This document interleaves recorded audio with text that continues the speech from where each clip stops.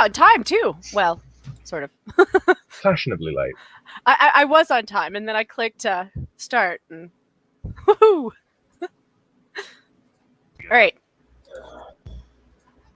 Ooh, shoot. And then, of course, I never have it muted because I'm always watching something before I start a stream. Naturally.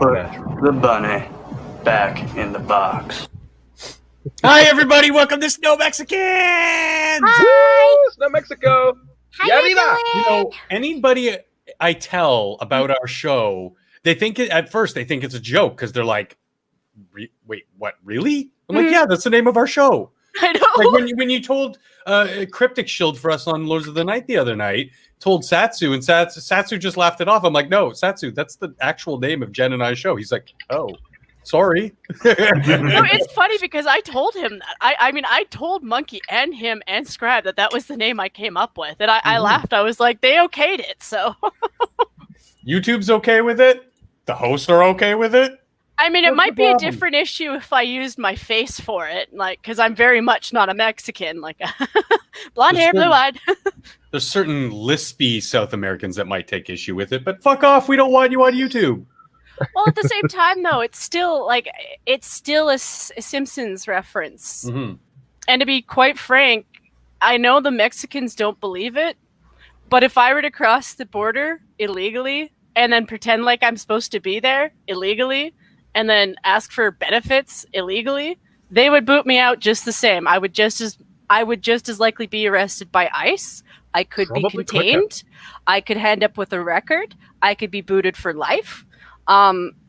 We have to take those tests too. My skin color does not change how I am received when I cross that border.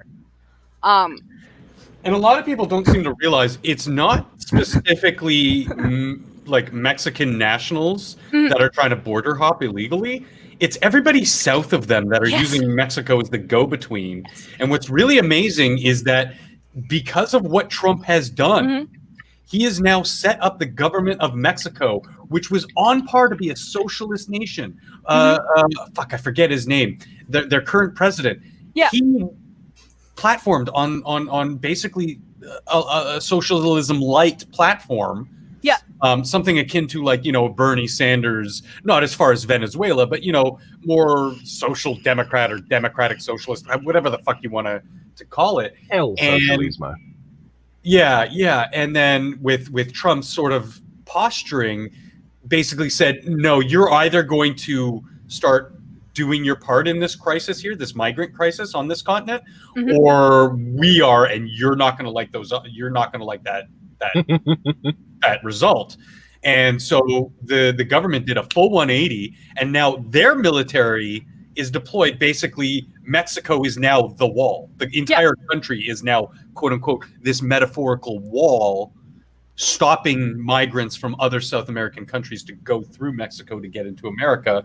And then obviously we're having a bit of a problem up here, less so these days, but we were for quite a while, where illegal migrants would go to America and then just walk over into Canada unfettered, like just meh.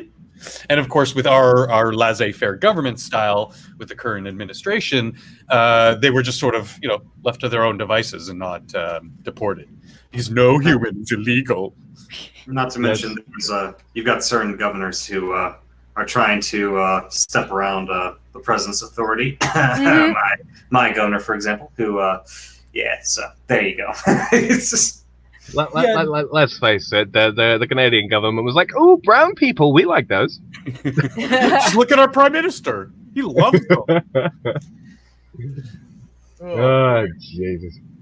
Yeah, I also had another interesting altercation. I shouldn't say altercation, interaction with some Bernie bros today on social media, saying that I didn't know the meaning of the word communist because I called Bernie Sanders a commie.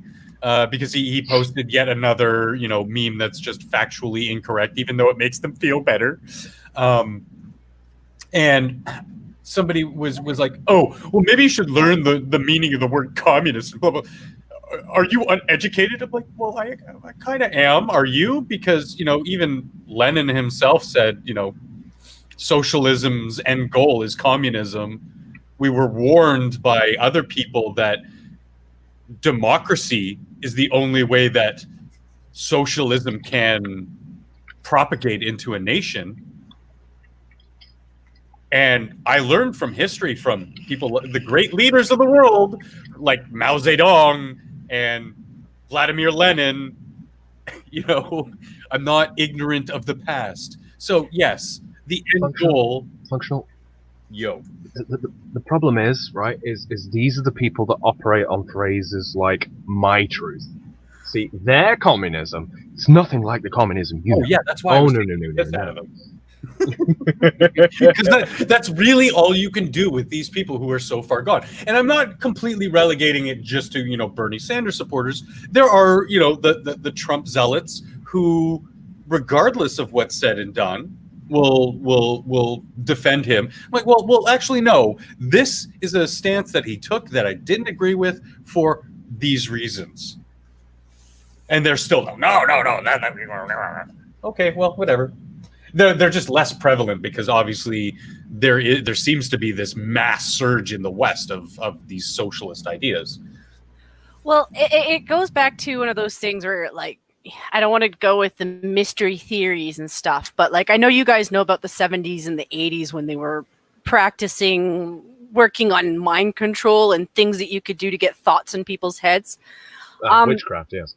No, I wouldn't say witchcraft. I would say more like subliminal stuff. Yeah, pretty much. Hypnosis, that kind of shit. The thing is repeating the same thing. It's actually Catherine McKenna is our environmental senator, whatever the fuck she is. I can't remember. Environmental minister. But she was caught in a clip saying that if you repeat the same things over and over again really loudly, people start to believe you.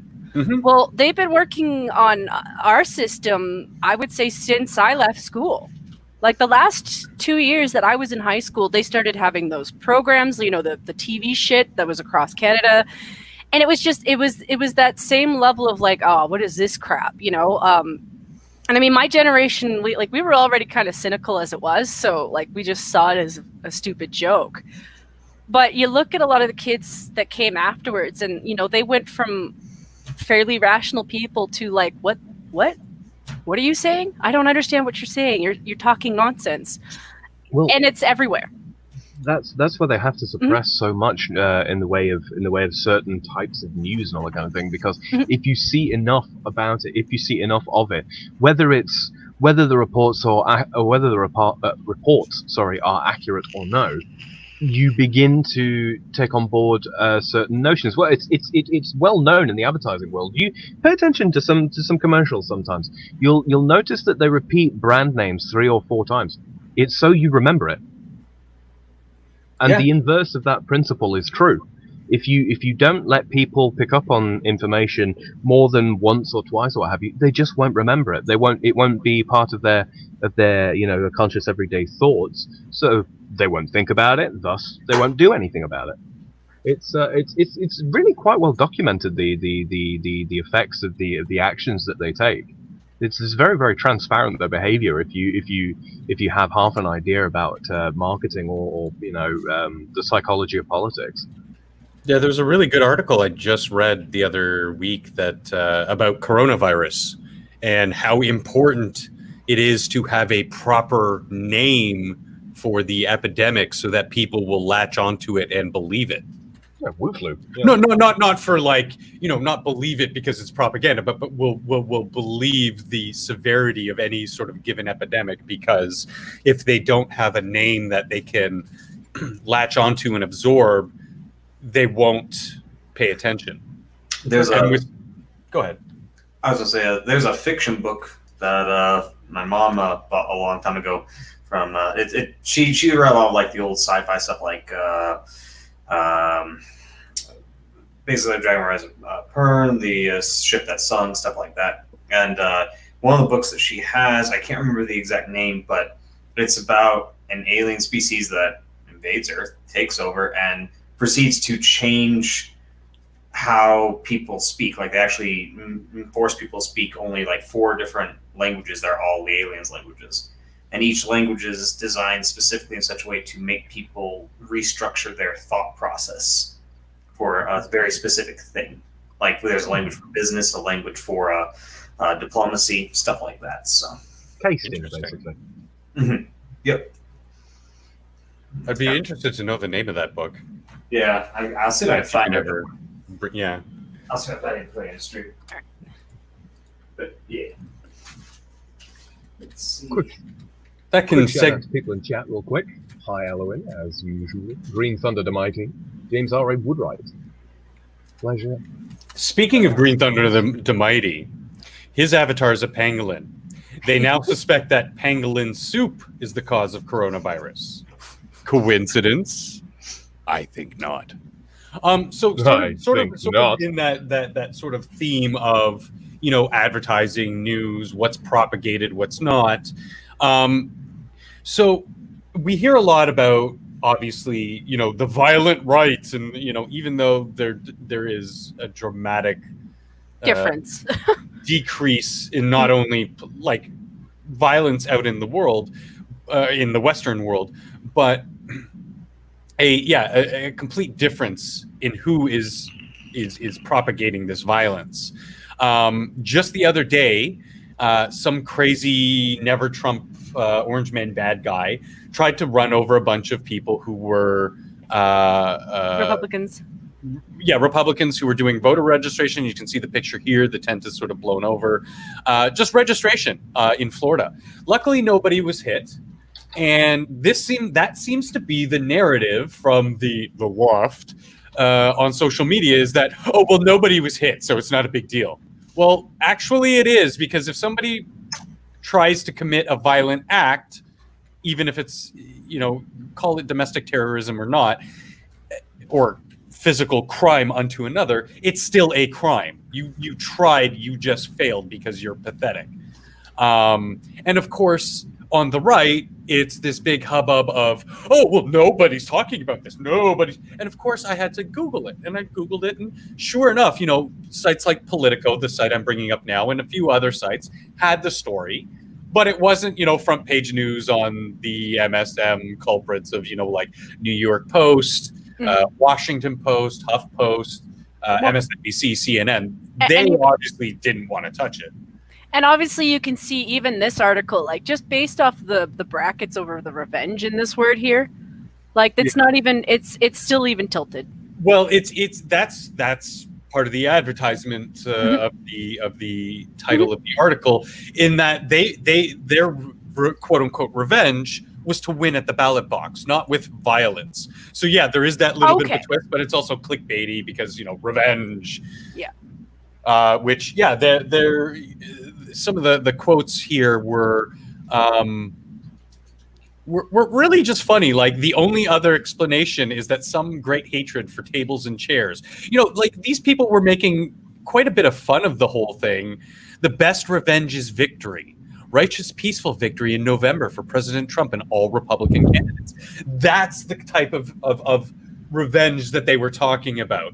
And yes, they called this person a coward. They said that he was, you know, mentally unstable. And they really were just trying to vocalize their sympathy for someone who is so far gone that they would commit or attempt to commit harm onto not just another person, but a group of people. Mm-hmm. Oh, yeah. Like, he had a minivan, and he obviously, again, didn't hit anybody, but he tried to hit as many people as he could with his truck of peace.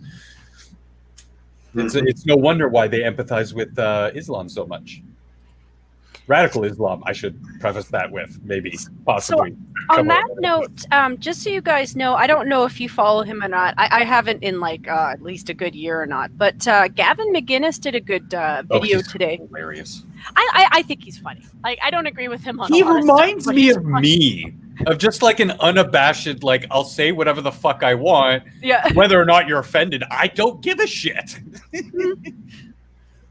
He is closer to a classical liberal, but he is conservative. Like he's he's on the writer, the more right side. But he released a really good video this morning, pointing out all the deaths that you could technically link to Antifa.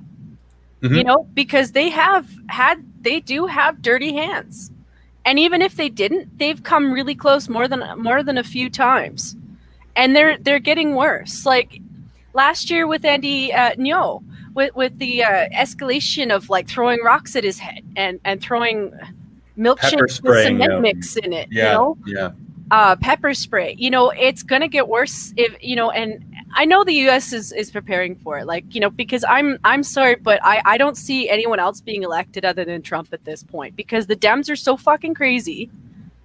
I'm seeing more Dems brushing their hands and being like, you know what, I don't want anything to do with you. I might not vote for Trump, but I'm sure as hell not going to vote for you. And there's more than enough people I'm seeing being like, you know what do I have to lose at this point? You know, because they're so sick of it. Yeah. And they, you know, a lot of the predictions I'm seeing is like there's going to be riots because the Dems have wound themselves up so badly. The media has wound their group up so badly. They can't handle losing. And the sad part is that they support groups Mhm. such as Antifa, and they will defend them. Whereas, you know, if you have, and hey, Mr. Dax, hey, Cryptic, if you have I believe the Vegas shooter was I don't know. Let's just hypothetically, you have a person who commits a great act of violence towards another group, and they happen to be right wing. You will not hear the end of it from their side that, oh, this person is right wing, to Right-wing anybody violence must be who crushed. creates violence in the TYT political bubble. They're automatically right wing, regardless of their political beliefs. Like it's ridiculous. But the people on the right wing will say, yes, he's an extremist and we want nothing to do with him. Yeah. We are not going to defend him. Yeah, they Even if he disavow may- rather than try and Yeah, pretend exactly. pretend it's some sort of deleterious, you know. No, this They- person's an outlier. They're zealot. They don't They're try to pretend it extremist. doesn't They're happen, not yeah. part of our group. Whereas and I hate using right-left dichotomy, but whatever. We know what we're talking about when we say that. The left will be like, the US is a two-party system, so yeah. No, I mean, in the broader scheme of things, I mean, we've just to sort of break it down. Basically, my view is that left and right really doesn't have too much of a meaning other than that tribalist dichotomy, because most of the ideas that have formed Western society are a combination of right and left ideas, and those are basically the basis, and anything else is more or less just one side trying to cling on to an issue. Anyway, you still have that disavowing of this craziness. Mhm. And you have people like Bernie Sanders who will look at people who are terrorists in Black Lives Matter. The people who started, the leaders of it today, Mhm. are former terrorists. Let's not forget that the one guy who's one of the bigger ups in the national scene of Black Lives Matter actually committed acts of terrorism by firebombing houses. Mhm. But there's a guy in Dallas, if I remember correctly, former Army vet, who proceeded to try and kill a bunch of cops because he basically wanted to create. He basically had been more or less radicalized by a lot of the ideals that they've been hearing about. And I think he shot 6. I don't know how many people he actually killed, but yeah, it's kind of those things where it's like they did air on the news for a little while, but it disappeared. I'm not sure if this is the same one, but he killed he killed like 3 or 4 cops, and he permanently the only cop that actually survived had a bullet in his brain. He survived, but he's completely reliant on other people for even the simplest of tasks. He's progressing slowly but surely, and yeah, it's a truly tragic story. And to listen to the left, you're like, really? You're going to start bad-mouthing cops over this person being crazy? Because yes, even I've had bad interactions with cops. That doesn't mean that I paint them all with a broad brush. Yeah, I'm about as pale as you can get where I live, and yeah, I've had some kind of interesting interactions with the police that I made me not too warm to them. But it's the police in general. They're akin in terms of character, in terms of sort of character to politicians. All right, you get some of them that are doing it for all the right reasons, i.e., they believe somebody has to do it, somebody has to maintain order in society, yada yada yada, enforce laws, look out for people, protect people. Then you get some of them that just want the fucking power. Now, those are the ones that you hear about. Those are the ones, I mean, like in my country, for example, those are the ones that are like 5 foot nothing and walk around armed to the fucking teeth all the time, and still look down their nose at you when they're talking to you, even when you're taller than them. Assholes, pieces of shit, pricks, whatever you want to call them. Bourgeoisie in practice. Well, yeah, kinda. They through their actions and their choices in life, want to be the literal bourgeoisie. Yeah, Maybe I'm a poet. Yeah, and it's one of those. Like, don't get me wrong, they exist. They do. Those motherfuckers definitely exist. Do you badmouth them? Do you disobey orders that they give you as regards to, I don't know, say you get pulled over or something like that, and they tell you to keep your hands on the wheel? Do you disobey that? Do you go reaching for the glove compartment? No, because that's how you get fucking shot. It doesn't matter. I mean, don't get me wrong. There are absolutely some that are just way too gung ho, way too nervous, way too strung out, and end up doing some absolutely dumb shit, like that one poor kid that ended up getting, I think he was swatted or something like that. Yeah, and shot in the hallway. Yeah, shot in the hallway. That was horrendous. That was horrendous. Yeah. And to be fair, also the current political dynamic is making that situation worse too, because it is. Yeah, you have police who now, when they go into these environments, already it was a tense situation because some of these areas are a lot poorer and there's a lot more crime, and they're not sure what they're going to expect. And then now you have this whole situation fomenting with the as a political piece, and it's now just kind of like, so how aggressive should they be with people?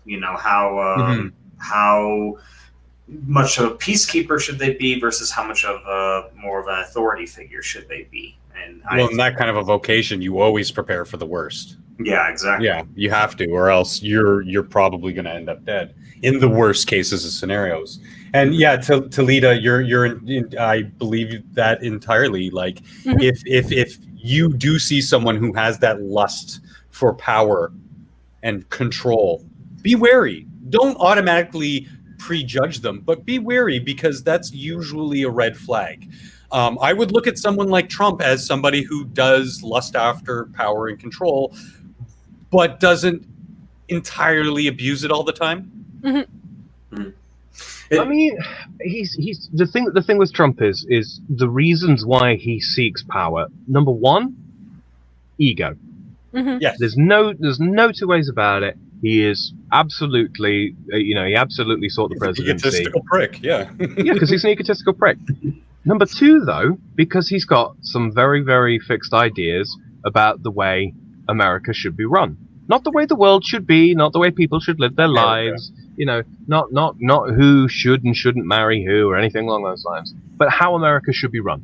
He thinks it should be run like a business. You should look after your interests. You should protect the people that work for you. Make sure that the people that work for you, aka the taxpayer, are taken care of, and then they'll take care of the rest. Yep. Well, one of the big things I think that people also should remember is I think really Trump's big turning point where he started probably seriously seeking the presidency was probably after the whole Obama birth certificate deal. Because technically Hillary was the one who started that. Trump kind of ran with it, and I think it might have been because, again, Trump and the Clintons at one time weren't like buddies, but they knew each other well enough. Trump was an old school Democrat. Yeah. And a New York corporate demo. Yeah, and I mean, he got slammed for that. And the thing was, and there was an entire presentation where you had comedians going up and basically just poking fun over and over and over again for the birth certificate thing. And again, like you're saying, he has a bit of an ego, so it's always it's one of those things where I think that's the point where he decided, he's like, you know what, these guys are, I don't really like these people. I'm going to probably throw a wrench to their equation. And I suspect it's also because at that time he started losing support from the Clintons, because all the focus went to him on that specific issue. So I always bring up the fact to these Bernie bros that Trump has actually donated more to the causes they purport to support than Bernie Sanders has in his entire life. Like in 1 year, Trump has donated more to the DNC than Bernie has in his entire life. They forget that Bernie isn't a Democrat. He's not. He's not a part of their club. He's all left, basically. Mm-hmm. And that's one other type of person I'd say to avoid, is somebody who flat out says, my ideals haven't changed since I was 30. I'm like, that's a long time for your opinions to not shift on anything. That's worrying. That should be worrying to anyone who hears that. Yeah. That to me screams zealot, screams, somebody who believes in a cause for the sake of the cause, not for its outcomes. Yeah. I mean, I'm not being funny. I'm coming up on 30. I'm coming up on 30. Okay, right? you do have one. All right.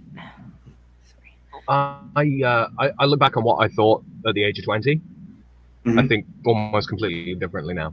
Yep. I think what I thought, I think 50 at the age of 20 to that.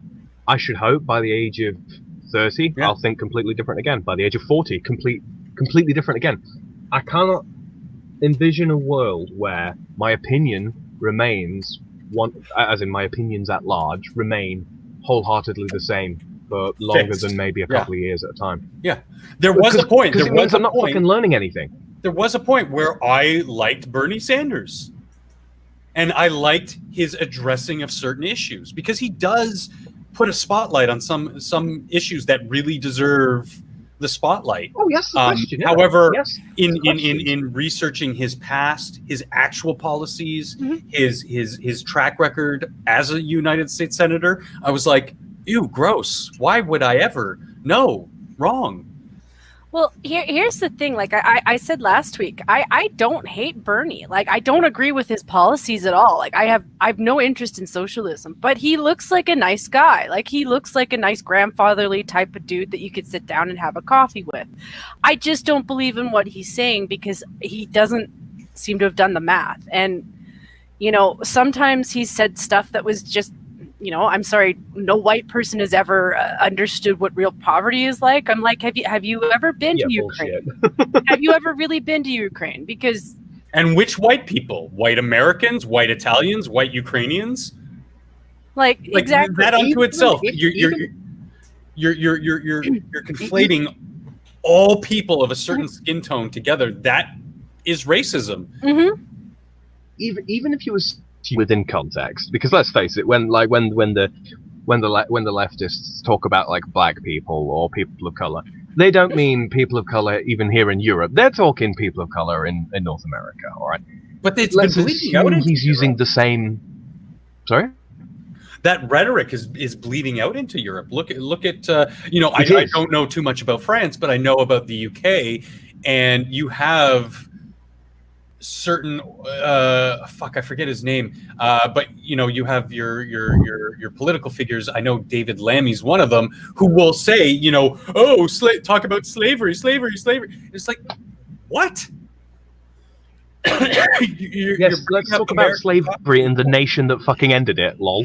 Exactly. You're bringing up American political talking points in a different country across the pond to the country that actually physically went out into the world and tried to completely abolish slavery. They did a good job. Obviously, there's pockets of the world where it still exists, but in their colonies, in the Western world, they ended it. And then they always automatically forget that there are several Eastern European countries who have the name Slav in their name for a reason. They used to be slaves. Believe me, we do know. We do remember. We don't remember it. I wasn't alive at the time. But they seem to think, Jen, that like every white person enslaved every black person in America. No, Just like today, they say, oh, well, the billionaires, the Jeff Bezoses of the world, blah, blah, blah, too much money. Well, you know what? Those were the type of people. I'm not saying Jeff Bezos himself, but the big business owners, the class of person, the people with a lot of the wealth, they were the ones who owned the majority of the slaves. They're the only ones who could fucking run of the mill. them. Exactly. Your Slaves run of the mill are farmer did not. Your run of the mill farmer paid people to work on their farm. Not the plantation owner that owned 6 different cotton plantations. That's the type of person who had enough money to own 200 slaves, Yeah. That's probably the one point because sometimes this also comes up a lot of times when this conversation, specifically when like you're talking about like the American Civil War.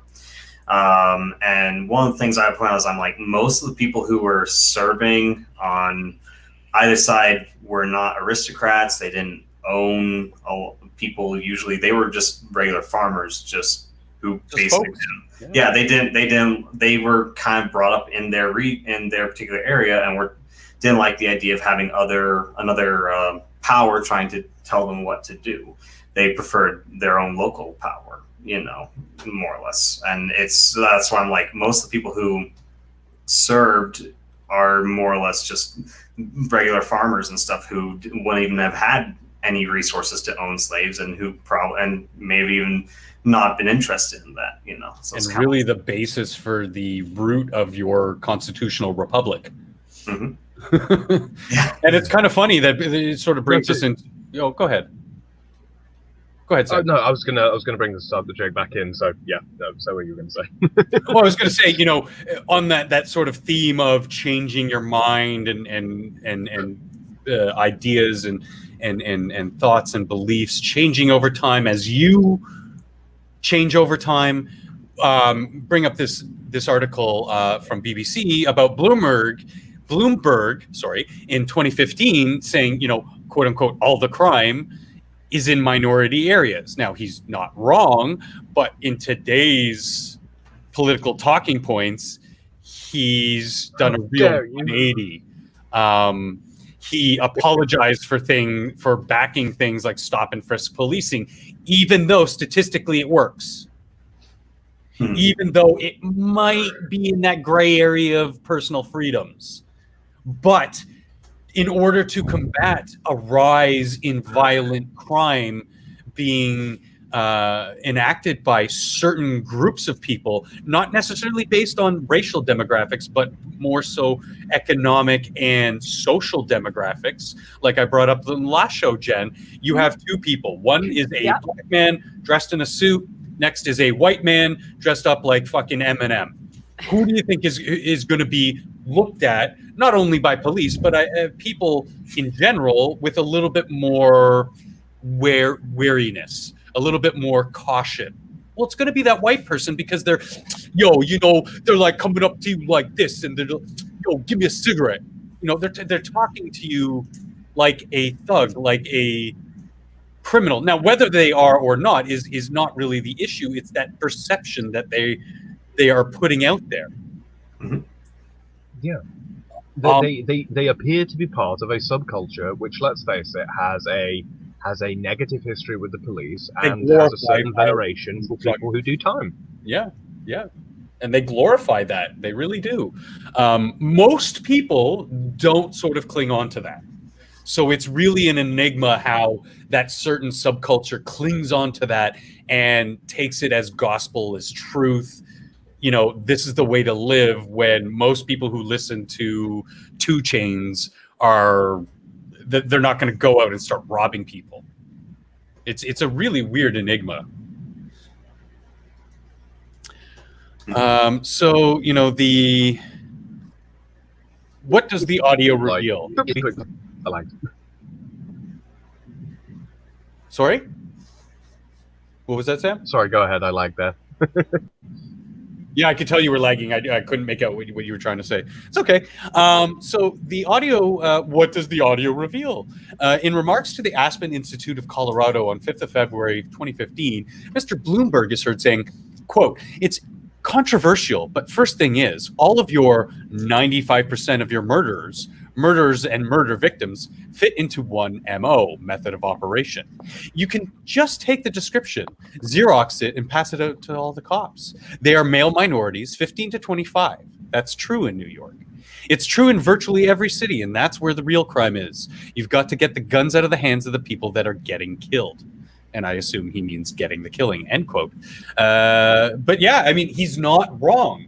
And it's amazing how in just a few short years, this turns into, well, this is what data and the facts are showing us, so let's deal with this issue, to, oh, well, you can't even mention that because now you're a racist. Like, what? I really don't understand what has changed in the public sphere other than we're more connected than ever. Oh, I'll tell you what's changed. The people such as Bloomberg and his ilk, what they do is they get themselves involved in the right sort of spheres of influence and all that kind of thing by talking about the issues as they need to be discussed, looking at things as if, you know, pragmatically, etc., etc., etc. And then when they attain a degree of sway, when they attain a degree of power, then they start doing playing the whole game of politics. They don't want people following them up the ladder. It's pulling that ladder up behind them and trying to maintain themselves in a position of popularity and in a position of power. So they're using the talking points as a weapon to gain power, momentum, support. I can understand that. What I more meant is, how did we get into the greater sphere? Thank Duck Dog for giving me $3. Thank you. Duck Dog. But in the greater sort of scheme of things, of why do we even, like, where, how can I word this? How did we as a society of the West start giving these people who would, for all intents and purposes, be otherwise yelling on the street corner?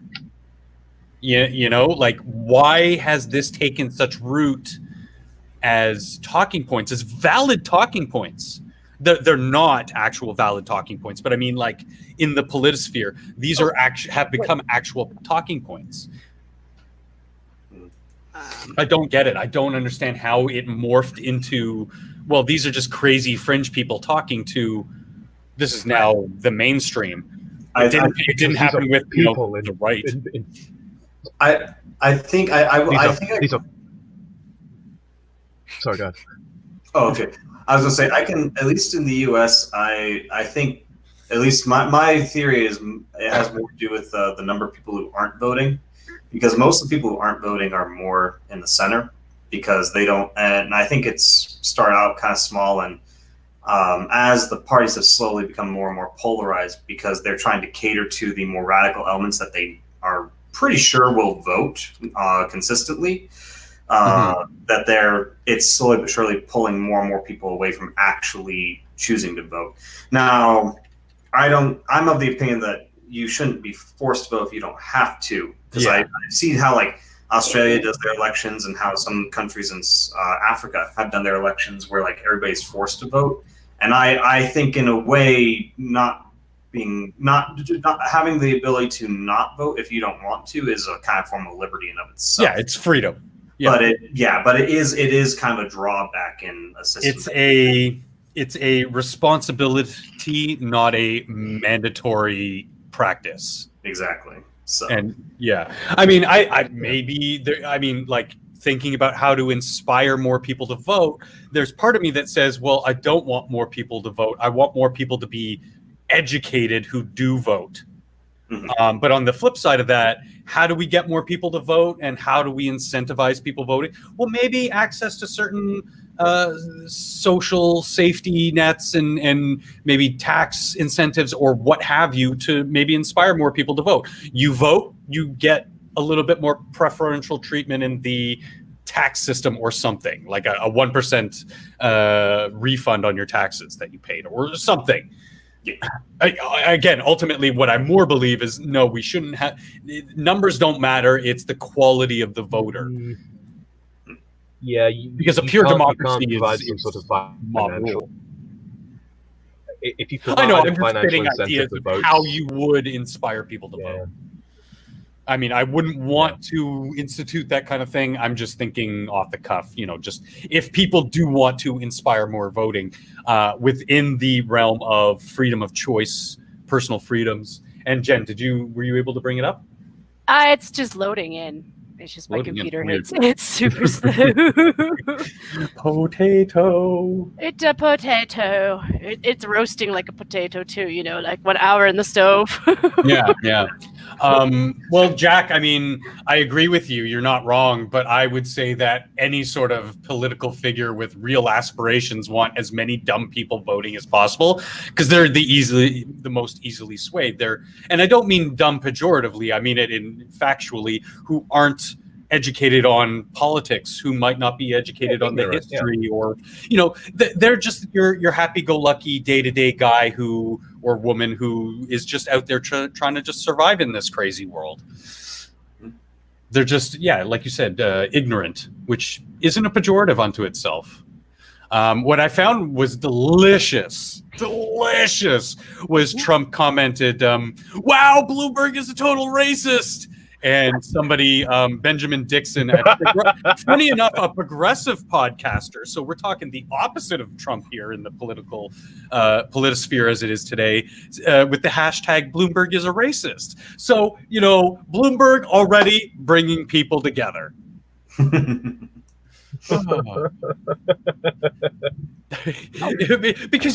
Trump, that's something that the progressive podcaster actually believes. But that it's not something that Trump actually, or I can assume with good conscience that's not something that Trump actually believes, but he's using their own weapons against them. It's fucking delicious, guys. I feel like... So what Duck Dog said to me was Mike Bloomberg extended his mayoral term limits for himself. Mm-hmm. Then when he left, he reverted them back. Yeah. Oh, yeah. Like that's... Yeah, I'm not surprised. And hey, Eve, Eve, that's racist. You can't call us frostbacks. We're snow Mexicans. Thank you very much. Eve. And hello, hope you're doing well. I'm one of those frogs that hibernates and can be frozen completely solid. A real frog, not like the posers here in Kanakistan. But yeah, I just man, motherfucker. I just thought that was I can't get over how funny, how deliciously ironic some of his tweets are, and it's him. It's not some staffer doing his Twitter account, because this is him on Twitter. For all the evidence we can garner of his account, it's him. So he is like the troll in chief, and it is delicious. It's going to get better because the Dems have been signing themselves up for the last 4 years for him. Do not doubt that guy has a list. I'm waiting for the Elizabeth Warren one. I'm honestly just really waiting for that one. I mean, don't get me wrong, she's not the only one out of the bunch, but I still don't know who they're signing up for the last round. Like, it could be Mike Bloomberg, it could be Joe Biden. I don't know. Well, of all the people, I think that Bloomberg actually poses the biggest threat to Trump. Yes. Whether or not that is an actual clear and present danger to Trump's presidency and re-election is another question entirely, which I don't believe. But no, yeah, because he's a progressive thinking corporate Dem who, for the most part, doesn't really latch on to these stupid racist bullshit ideas. I mean, on paper, I would say Yang and Tulsi, hands down, biggest threat, but they don't have the support or the momentum because they're too close to center for what seems to be the part in terms of policy, yes. Yeah. On terms paper, of policy, yes. Tulsi or Yang, absolutely. Yeah, on paper, they could, in a one-on-one debate, they could easily own Trump left, right, and center.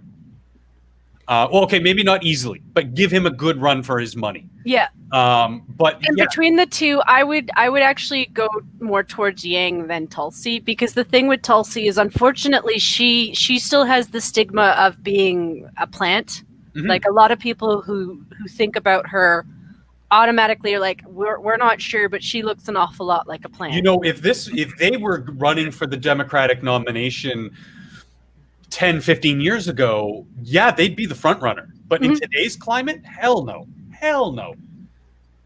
You need somebody with the talking points, the social media presence, you know, your Bernies, your what's his name? Buttigieg. But Judge. The gay one. Buttigieg. Yeah, I mean, he goes around saying, you know, oh, well, I don't, you know, run on a platform of I'm gay, but in practice, you kind of do, because you don't tell your supporters not to do that, even though that is one of the biggest, you know, oh, look, he's so progressive because gay. You know, I mean, would you say that about Dave Rubin? No, you wouldn't, because you see Dave Rubin as a racist, a bigot, what do you call an Uncle Tom of the gay community? I don't know. But I mean, these same people, they have no consistency. Coming back circle to our talk about consistency. And all it really took for him, which Joe Rogan, you're completely wrong. Anyway. But all it took for him to get that label was just to be a conservative. That's all it took. And it's such a shame, because, like, here's the thing. I used to watch TYT. I used to not have a problem with them. It was a nice alternative to see, like, an opposing point of view. When he was on there, the show was great. The minute he left, it was all downhill, because it was just like, oh, well, you know, he doesn't agree with us, so he must be this, and this. And it's been downhill for a lot of speakers, that it's a little bit ridiculous. Like, everybody that they've pursued over the last 4 years, you know, a lot of people could have talked them out, you know, like Milo. Like, there's definitely people who could have argued with him on his points.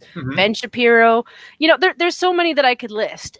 And the thing is like, they're all smart in their own ways, but the Dems, like, do you really have no one that you can have compete with them? Are you really so stupid that there's nobody in your group that could compete with them? Really? There's only one person that could really have competed with Trump in terms of popularity, in terms of identity, in terms of ideals, in terms of sort of political discourse. And unfortunately for the Democrats, that was Hillary Clinton. Oh. And they done fucked up. Did they, though? Because, I mean, oh yeah, in a big way. I think maybe not the end result, but the points leading up to the end result may have been different had Bernie been the nominee. But he clearly won the nominee, but again, he's not a part of their club. He's not a Democrat. He's not a member of the Democrat Party. He's an independent. Yes. So they had no obligation to put him up as their candidate. They still don't. There's some interesting news. Not going to bring up the article, but apparently some of the prosecutors in the Roger Stone case have quit because they say it's too much. There's too much chaos. This is getting out of hand, and they just don't want any part of it. So a couple of the DOJ prosecutors have now quit the case, and with only 1% of the votes in for the delegates in New Hampshire primary today, Amy Klobuchar is winning at 8%, which is 30%, followed by Warren at 4%, tied with Sanders at 4%, with Yang and Buttigieg with the respective 3 and 2. I just want to say one thing though. Klobuchar? Who? So to be fair, I'm very easily distracted, so I don't know who subbed to me, but thank you. Yes, thank you, and thank you to Alwyn in chat for shilling our shit. Yes, Much she's being my star angel right now, because I'm too, like I said, I'm on too many screens. She treats me and my cohorts better than I deserve. Oh, believe me, it makes a huge difference. Like I'm sure there's nobody who's watching this right now who doesn't know that like shilling your own stuff takes quite a bit of multi-planning. Yeah, no, it really does, especially when you're trying to not only have a conversation with people, but also going on the occasional rant or tirade, or you just want to get lost in your thoughts and vocalize your thoughts. To have that support mechanism in place, I can't thank her enough for just doing that, because she's sitting right next to me. She sees how involved I am, how I've got multiple monitors. I'm not even looking at the business aspect of my monitors. I'm looking into my mic, talking to you people as if you were right here with me. Yeah. Like you're so wrapped into it. And yeah, like when you're lucky enough to have that support mechanism, mwah! It's super helpful. I mean, plus I have like a million tabs out. So like every time I go from one tab to the other, well, it's that and my computer crawls. It's like, what, you want to go to another screen? Oh, snail. Did somebody say snail? Snail. My screen is like you're making the Frenchman hungry. I could never get. I like sea bugs. I can't do land bugs. Snail, those kinds of things. Ugh. So did you have an article? Because Ellen wanted me to share one, and I feel like I should do that because she's an angel. So she said that she'd had issues with this fellow, Jim Carey Giannis. So I have no idea what this guy is. What kind of problems? She We're gonna gave me a break little out some rundown.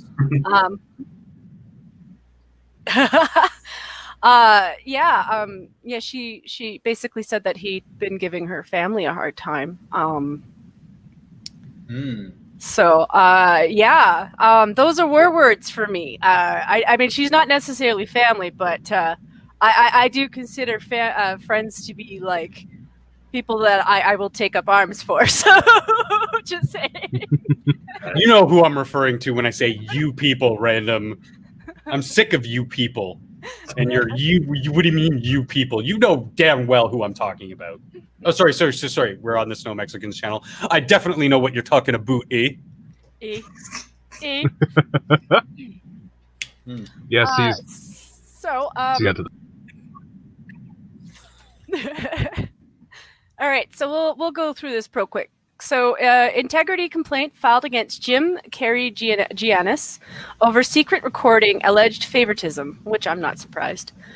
Democracy Watch Duff Conacher has filed a complaint about Councillor Jim Carey Giannis with the city watchdog after the Star reported he discussed giving preferential treatment to constituents who supported him.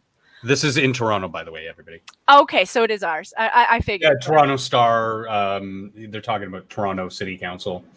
Okay. Yeah. So the co-founder of the Democracy Advocacy Group wrote in the complaint to Integrity Commissioner Jonathan Batty that Carey Giannis comments in a secret recording provided to the Star amount to discreditable conduct and improper use of influence under the Code of Conduct for members of council. Conacher, in the submission filed Tuesday and posted online, also argues that Carey Giannis has violated the principles underlying the code. What's spelled out in the preamble of that code. Members of council should be committed to performing their functions with integrity and to avoiding the improper use of the influence of their office and conflicts of interest, both apparent and real. One key statement in the code reads, Carey Giannis can be heard on the recording made by volunteer Kevin Haynes in November 2018, aggressively driving around his Scarborough Agincourt ward, policing alleged by law violations and instructing Haynes on how to do so. At one point, Carey Giannis explains there's houses that we bother, houses that we don't. What constituents, if we don't bother them, they vote for us. They're volunteers and they donate money because they're friendly. At a point, he tells Haynes not to bother a resident because he's a buddy. Wow. Yeah, I mean, it's been well documented for decades now Toronto City Council is corrupt through and through. I'm sure that most of you out there have heard of our former mayor, Rob Ford, who, through all of his rhetoric of let's, similar to Trump, draining the swamp, let's get rid of this corruption, let's make City Hall work for the city again, and stop with the insanity that these leftist narratives are destroying businesses and hurting homes and people and communities, and was all circumvented by, oh, he smoked crack once. By the same people who say that doing drugs isn't by itself a crime or bad. A rule for me and a rule for thee. Yeah, this guy sounds like a total jackass. Whatever it takes to get elected, right? Yep. Yeah. Yeah, Democracy Watch believes that Councillor Kerry Giannis' statements may amount to a confession that he gives preferential treatment to supporters and retaliates against non-supporters, and that the Integrity Commissioner should investigate and rule that he has violated the Council's code of conduct. Conacher said in a statement, Councillor Kerry Giannis' statements about his actions so unethically violate the key democratic function of councillor to serve all constituents fairly and well, that the Integrity Commissioner should recommend the maximum penalties for a 90-day suspension of pay and his removal from all city committees and boards. I agree with that. He should retire. Sorry, dude. Kerry Giannis has... if what Elwyn meant... Go ahead. Sorry. No, go ahead. Sorry, I lag. I was going to say, if what Elwyn said earlier on in chat is true, and I do take it to be, yeah, no, I hope he ends up lost out in the wastelands of Canada to be ass fucked by a moose wielding a chainsaw. I'll have to scroll up and read what you said, Ellen. All right, so, okay, I did get there. Sorry, my brain is like, what? Kerry Giannis has characterized what can be heard on the recording as tough talk, meant to have been in private. Colorful language aside, I trust people understand that a politician will at times speak politically, but that doesn't mean the integrity of city staff and the fine work they do should be called into question as a result of this secret recording. No, buddy, you got caught. I understand you're upset that you got caught, but you got caught. That's why they did that, because they wanted you to be honest for a few seconds. City spokesperson Brad Ross told the Star on Monday, the city is not aware of any preferential treatment being given to constituents in Ward 22. Well, of course not. That would require, because they take a blind eye to all this sorts of shit as long as it's on their side. That's how and it goes. Anything that threatens their stranglehold of power then gets derailed. Again, coming back to Rob Ford and them constantly talk, they never once talked about the fact that he wanted to not only put a freeze on certain public sector jobs, salaries, and city councilor salaries. He wanted to reduce the salaries of city councilors. And then, funny enough, that's when the mainstream media here in Canada really latched on to that crack thing. And then he finally said, you know what? You want to talk about it? Fine, I did. I smoked crack 20 years ago. Big fucking deal. Can we talk about the corruption here at City Hall that I deal with every day? No? Okay, fine. Fuck all of you. And that's when you get the recording people of are the Senate losing his shit on a reporter, because that's all they wanted to talk about. And you don't hear the beginning of the interview. You only hear the point where he's like, well, fuck you. I don't need your fucking interview, and walked out.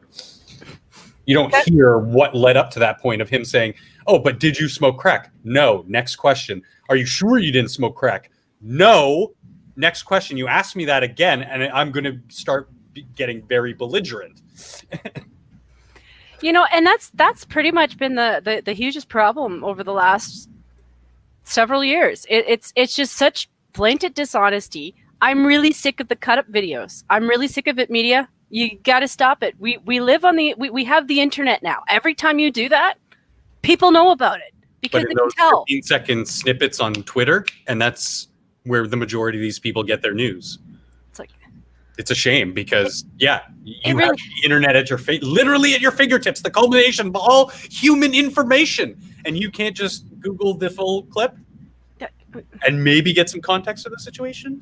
it was the same with Trump. Like it took 2 seconds after like reading stupid shit in the news for me to find the whole clip, because like every time he would have one of his talks at one of his rallies, the whole thing is recorded. You could go back and watch the whole thing and see what the context of it was. These little games that they play, because you know what, they're playing on people's laziness, and it's sad because it's true. But anyway, I'll just finish this real quick because it looks like it's almost done. Oh, go ahead. No, it's fine. Okay. Okay. On Monday, the city confirmed a separate hotline for counselors to escalate urgent issues was established in 2015 at Carrie Giannis' request. Most complaints are made through the 311 line, that is primarily for residents. The city could not immediately say how many complaints have been made from Carrie Giannis' office to the city about bylaw violations. The Integrity Commissioner is an independent officer of the city who is responsible for investigating allegations of misconduct. Okay, well, yeah. Okay, we got that. All right. Yeah, that was. I'm not really surprised. It's like our counselors aren't much better. You know, it reminds me of why we have a bridge in my city called the Peace Bridge that looks like a giant joint. It really does. I'm gonna Google a picture of it for you guys because it looks like a red joint. Okay, while you do that, bring up the thing I have, because yes, Eve, chainsaw wielding moose, because I know you don't join us very often, but I often talk about my little farm full of battle moose that I am training and getting ready for the Great Culture War. You can pre-purchase one today if you go to my Patreon. However, do we have it on screen yet? No. They're going through rigorous training. We're talking special forces training for these moose. We have special armorers developing special space age technology armor. Chainsaw antlers. Chainsaw antlers. Tell them about the chainsaw antlers functional. Dude, you're ruining it. Chainsaw antlers, laser tails, diamond-studded hoof. What do you call them? Like not horseshoes, but moose shoes, hoof shoes that can slice through titanium plating. So I am going to share yours, but since I'm only just sharing a photo real quick, I'm just going to do that first. Oh yeah, if you found the photo, let's do it. Oh, it was easy. Let's all give awe. Tell me that doesn't look like it. Doesn't that look like a joint to you? Because it certainly does to me. It looks like a. For the record, anytime anything happens, they light it up with like rainbow colors in support for like the gays. It doesn't matter what it's for. It reminds me of one of those Chinese finger trap toys that you. So just for the record, we paid like I can't remember how much, but it was like something stupid, like several $1 million for this stupid bridge to some Spanish guy to build it, and this is what we got. Just so cyclists and walkers could go across it. We were like, you know, we could have gotten a bridge for like a lot less for the same thing, but whatever. I mean, you know, you got to have landmarks sometimes. Sometimes Random asks if it was made with someone else in a joint venture. Yes, it definitely was. I miss you, Random. We gotta play games again. One of these days, I will figure out which game I got to get off my computer so I could re-upload 7 days and try. We have been having quite a bit of fun, as Geodes can attest, because he's one of the mates we've been playing with, and Random and a couple other people in chat. It's been fun. I mean, this has been my first full experience in a group in 7 days, and it is a lot different than my previous solo experiences. But yes, these are some of the minions of mine that have escaped the farm. They were caught in the this Alaskan woman's backyard. I'm just going to full screen that and play the video. As you can see, they took exception to this swing. They thought it was one of the many targets we have set up on the training field in the training course.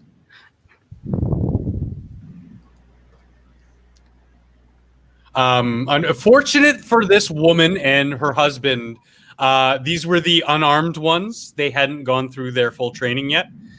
So they don't have all the accoutrement, all the weaponry we outfit them with. But yes, they are very dangerous.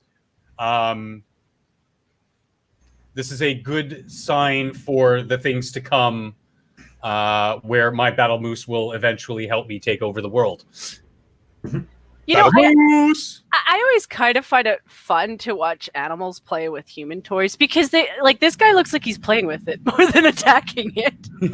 he is. He looks like he's just having good fun with it. Well, you know how in the olden days they had the mannequin dummies that you would like practice hitting sword moves on and everything? It's just like that, pretty much. He's just practicing boxing for when he's. But did you see? Did you see how accurate he was with those thrusts? He got it bullseye, dead center every time.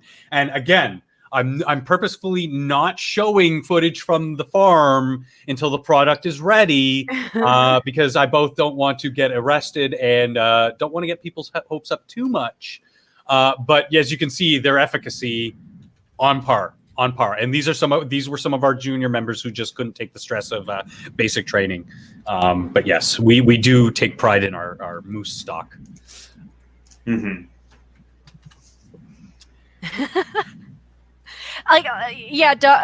Foxes are.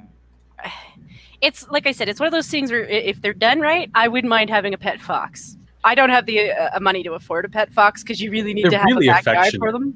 But yeah, they remind me of such an interesting mix of like a cat and a dog. They're their own. Dog. Yeah. They're their own creature, but like I love the personality. I like animals that kind of like give you a little bit of grief back. It's one of the things that I like about dogs and cats. Like they have their own way of doing it because it makes you feel like you're interacting with an animal that is definitely more intelligent than we've ever given them credit for. It's the same with horses. Like I was gonna say it's the same feeling I got when I was living and working on farms with pigs and cows. They're a lot more intelligent than we give them credit for. At the end of the day, I'm still going to eat them. Oh yeah. But as Duck Dog will probably mention in chat, chickens are still massive gaping assholes. Do not trust chickens. Pigs are at least as intelligent as dogs. They're really quite clever. Oh yeah. They're smart. They're intelligent. The one pig that was sort of like my guy would follow me around the farm as I did my chores and did my work, and at lunchtime would snuggle up next to me underneath the hay bales in the barn while I eat my lunch. And yeah, of course he knew I was going to give him some bits and pieces of my lunch, but I always felt it was more than just he knew he was going to get some treats now and then. He truly had a connection with me. I felt I truly had a connection with him. And funny enough, Sam, it was the time where he was up for slaughter that turned me around from being a vegetarian at the time to actually fully respecting the process and saying, well, no, he's literally born and bred and giving his life so that mine can continue. It would be completely disrespectful of me to not partake. And ever since then, I've been eating meat. I'm saying if you've never had a good brisket or a very good slice of ham, yeah, Duck Dog, it's very true. Pigs don't shit where they eat. In the pen, usually one side is a lot smellier because that's sort of away from the trough. And pigs roll around in muck and mud, but it's to keep them cool because they're not hairy, and two, because it keeps them clean. It keeps parasites off of their skin. And it's actually like vultures versus bald eagles. They actually believe 100% that the reason that the vultures don't have any feathers on their neck is because it is literally more sanitary. They are more sanitary than bald eagles because when they're pecking away inside of a rotting carcass, You're not going to have all that bacteria and Flies and guts and stuff, on their necks. Yeah. Folds of your neck, ears, that kind of thing. Yeah, cryptic. Not just because of the hair, because they don't sweat through their skin on their pores. Chaos, I get what you're saying. They sweat out of their ass, I think, and their snout. The last year that I've been living in my country, like the more that our prime minister acts like a loony, the more I've been thinking about it, because I grew up with the idea that, you know what, I don't know that I would feel comfortable raising something and then killing it to eat it. But now I'm like, you know what, if I'm in a position where I have no other choice, then I think the hunger would win. I think the hunger would win. It wasn't so much that. It was, I really didn't, he wasn't my pig. He was my boss's pig. Yeah. I just took extra steps to watch him outside of the pen because he seemed to gravitate and take a liking to me. So it was the case of he's going to be slaughtered whether or not I hold the knife myself. I just felt it would be more respectful and a learning process, a learning experience for me to slaughter him myself. Yeah. And yes, later in the week, yes, I did have pork chops from him, and they were delicious. Yeah. And even to this day, with how many times I talk about it, I still give thanks to that animal. Because I've seen his face. It's the complete opposite of that vegan narrative of, would you eat anything with a face and blah, blah, blah. Well, actually, yeah. The difference is I actually had respect for that animal because I saw its face. I have a weird confession for a fish that I don't even know if people could keep one as a pet, but I really want a blobfish. Blobfish? Mm-hmm. I don't know if they would need to have a specific, but like honestly, I want a blobfish. I would pet it and I would give it a hat and I would call it Steve or something. But yeah, I originally thought that they looked a lot like Alfred E. Newman, but ever since Pete Buttigieg made it into the political sphere, I'm like, okay, we have a new winner for the Alfred E. Newman lookalike contest. I don't think you are, Chaos. It's one of those things where like I was really considering like, okay, well, if I really had to start like a rabbit farm or something, would I be able to kill that rabbit? Because I love rabbits. I think they're adorable. I see them as a resource for more than just food, because you can totally comb them and use the fur to make stuff. Well, the rabbits I've had several rabbits as pets as a young lad. I didn't eat any of them. I gave them proper send-offs, buried in a shoebox in the backyard. If it was a rabbit farm, it'd be a different story. Again, it's the delineation between livestock animals and animals as pets. I have no problem if somebody wants a pet pig. And treats that pig as a pet. But if the pig is livestock, then yeah, you can treat it as a pet, but just know in a couple of years it's going to be dinner. Yeah, I mean this is the point. This is the point of separation you have to make in your mind. I mean, I grew up on my parents had a farm, so I grew up there. I mean, still to this day I keep chickens and shit, but it's there really is a division you can make in your mind, and what these fucking militant vegans attempt to do is break down your ability to draw that line in your mind between this is domesticated livestock, this is a pet. Mm-hmm. If they can make you think of all animals as pets, then that's what they're going to try and do, and that's really it's really disingenuous. And B, it's actually harmful for all involved, because you're disconnecting from the fact of the matter, the reality, and disconnection from reality of any sort is very harmful. Oh, you do have one. Okay, I just have to go to the bathroom real quick. So. Oh, sure. Before I get into that, Cryptic talking tough in chat as always. Please, dude, don't pretend like in the zombie apocalypse your cat isn't going to eat you for dinner. I know for a fucking fact, my sweet little kitty here at home, the day that I die, she's going to be the first person who finds me, and she's going to be, like, eating my flesh. And good on her, it's survival of the fittest. Yeah. Were you going to say something? Oh, I I was going to try and make some kind of pun about catnip, but no, I don't think so.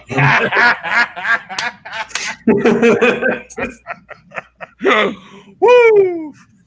It's a little later in the show than we usually get to the racism, but at least we get there some point. Ah, yes. The wonders of a pussy pad thai.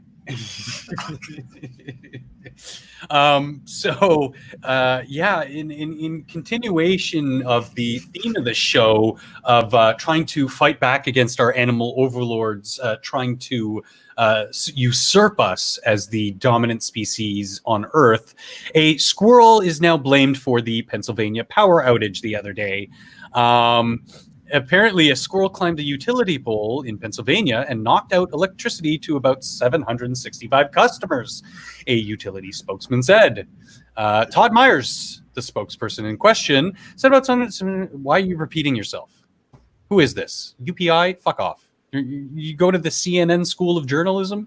Repair crews determined the cause of the outage was a squirrel that climbed a utility pole near an intersection and came into contact with electrical equipment. The power was eventually restored. A much larger animal, a snake, was found to be the cause of a power outage in Meade County, Kentucky in August 2019. Utility officials said repair crews found the barbecued snake coiled up with some equipment inside a power transformer. Now, people, when they come to the realization, electricity, dangerous, we are fucked. Because then they will be able to knock out our electricity without killing themselves. And the next thing you know, they'll be getting the sugar, they'll be getting the power, then they'll be stealing our women. Beware the squirrels of peace. That's their end goal, is they want our women. We've got to stop them. Woohoo! I missed it. Attack Was it good? Another attack squirrel. It's those animals, Jen. We keep finding these animals that are just trying to dethrone us as the species that has complete dominion over the planet. And one of these days, if we're not careful, it's going to happen. And we've got to nip it in the bud today, people.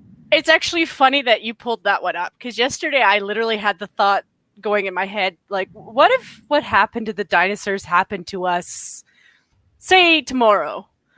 You know, and that's still one of those things that nobody really knows, if it was an asteroid or whatever. But say we were wiped from the planet, who would come after us? Would it be lizards again? Would it be rodents again? Eve, I can't really answer that question on behalf of the animal usurpers because I'm not well versed on their dogma or doctrine, if you will. Shut up. I just know what they're after. How dare you? I know that they are after us. They want us. I know they want to enslave the men and take all our women. I don't know. It might be a personal thing, whether or not they're less concerned about those types of issues. My guess is that they probably are less evolved and accepting as humans are on certain intricacies when it comes to sex and gender.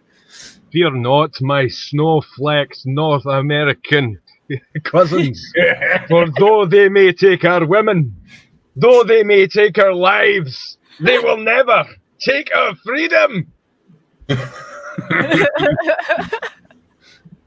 I do pull off a kilt really nice. You know, Pull it off, huh? technically up here, the conservatives are blue.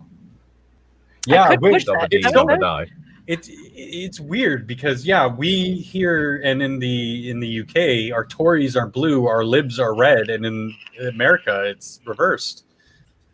Their left party is blue and their right party is red.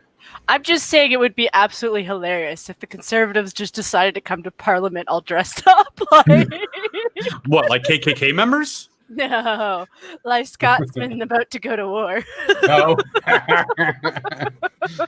They'd probably say that that's racist. Cultural appropriation. Hello, do you know who the majority of the people who first settled Canada. Yeah, shut up. It was the only way to Found a get away place from that's even England at colder. the time. What can I Fucking say? love it. No hatred towards England or anything. I'm just saying. No, but Sam, like in actuality, a lot of weddings I've been to as a what do you call them, groomsmen, part of the wedding party and on the man side. Yes. Yeah, wore this tuxedo jackets, whatever, and a kilt. Had to wear the kilt, and only a select few of us were brave enough to go full regimental. I mean, It took some working up to because yes, it's fucking cold up here in Canada. most of my family's Irish, so I have a clan tartan as well. And should I ever get married again? I probably will wear my family's colours. Because fuck it, Oh, why is not? that what happened? Okay, so Duck Dad said it used to be blue for conservatives. Tim Russert mixed up his markers doing 2001 election, and it's been opposite ever since. I wondered about that because That's interesting. It's not something I've looked into. Yeah. Okay. Yeah, this is why I like doing these because, between everybody else who comes on here, like, I feel like we're all kind of educating ourselves a little bit, You're damn right, Scotty. Damn right. Oh, Elvin's getting all hot and Goddamn bothered right. and giving me the sexy eyes, thinking of me in a kilt. see, I think we're gonna have to go out this weekend and get myself a kilt. we technically do have. It's not the kilt. It's the I can't remember the terminology, Scotty. I have to bring you on here one of these days to talk about it. But my dad's side of the family, we did look into our heritage, so we technically have our kilt colors. But I couldn't tell you what they look like anymore because that was like years ago. It was during the time period, like before my grandfather passed away, like between his 80s and 90s. He went through this whole period of I really want to know where I'm from. So between him and my dad, like the amount of information they pulled up, I really have to go through it one more time just to really recap on it. But I'm really curious because I'm not that well informed on the intricacies in the differences between a kilt and a tartan. But a kilt is like basically a skirt, and a tartan. Tartan's just the material that's that is typically the material a kilt is made from. It's and the clans so what's the difference have between colours like, just in their tartan weaves. Your typical kilt, colloquially a skirt, and the ones that are almost like a kilt with a toga. like the shawl. Yeah, it's got that like shoulder material that goes over, comes back down to the kilt. Or is that just a different style? Tartan is the word I was looking the for. pattern. Though. Yeah, tartan. Yeah, tartan was the word I was looking for. Thank you guys for helping me with my brain that doesn't like to give me words that I know. I know you know them, Jen. Just the back shelf. It's really dusty. But does anybody know what I'm talking about? And is there a difference, or is it just dependent on which clan they came from, different style of kilt? Because I've only ever seen cut. Typically, I've not seen too many different styles of cut. Not typically, no. It's only usually the pattern of the tartan that makes up the kilt itself. Oh, okay. And Elwin says the proper form is with the shoulder strap. Okay, so Yeah, I it's thought that probably was just like a the difference formal, of like formal versus versus everyday or war kilts. You know what's really I don't know about you, but if I was on the other side of the battlefield and a bunch of guys in skirts just lifted up their skirt to flash me, I'd be like, sir, I don't want to fuck with these crazy people.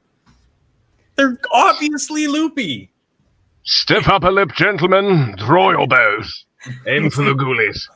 So I just wanted to pause again to say thank you to the 20 people who are watching me. I know 4 of them are like the people who are chatting right now, but thank you guys for coming and watching. I really appreciate the support and yeah, it makes me just a little casual midstream shill every Tuesday and Thursday right here on the Snow Mexicans channel. You can find myself and Jen and our various gallery of oddity we call guests. And on Saturdays, you can find them on my channel, Functional Channel. Same time, different channel 5 p.m. Eastern. Let's see. I've got here's a good one. Here's a funny one. Woo! Just to sort of break up the tension of political talk and Scotsman. So a skateboarding French bulldog draws attention at Russian skate park. Usually when we talk about Russian animals, we're talking, bears and wolf dogs and crazy shit like that. How the mighty have fallen. No, I'm just kidding. French bulldogs are actually kind of cute. They're really cute. They are. Yeah, one of my neighbors has just a bulldog. He's so cute. So cute. Now, I prefer the traditional English bulldog, but French bulldogs are kind of cute too. Not the biggest fan of the little guys, the really little dogs, but this guy is so awesome. Like, this is a dog with a purpose. This is one lucky owner to have a dog that has some skill to board like that. Look at him go. So I'm not saying this to be a downer. I'm saying this in memory of the last dog that was able to skate.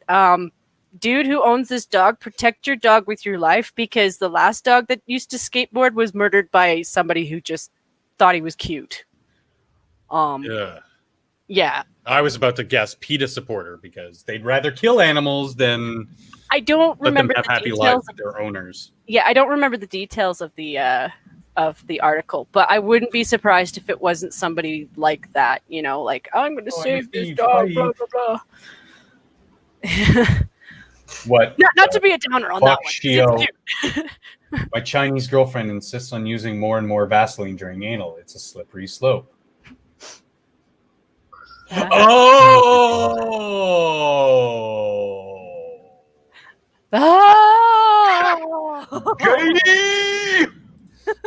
Anyway. Moving Paddy on. doing a crossword. What's the plural of spouse? Murphy. Spice? Mooses. That's Mises. the Branders. This was caught my attention because it was cool. But a internal video from a bus that flipped. Luckily, the bus driver and everybody else was okay, and there's no severe injury. I'm a little taken aback by the driver in the initial. I'll just rewind it a little bit.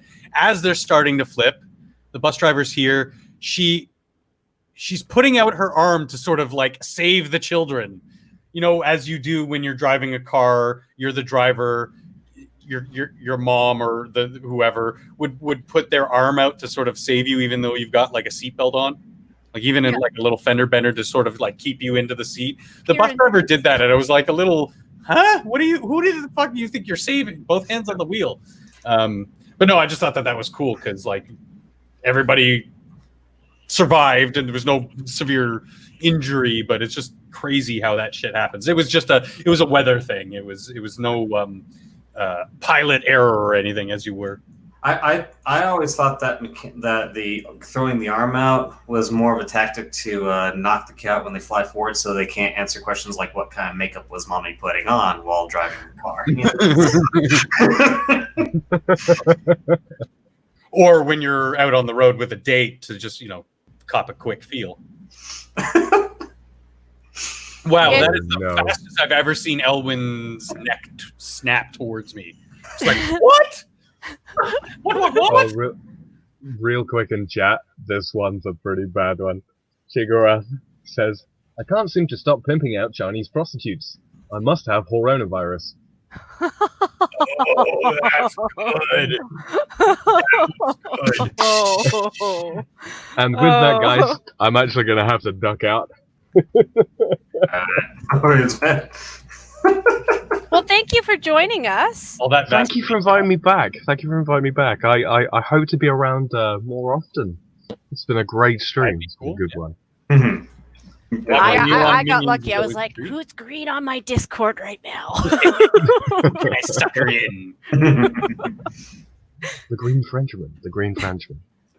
Anything to shill? I don't have anything in particular to shill.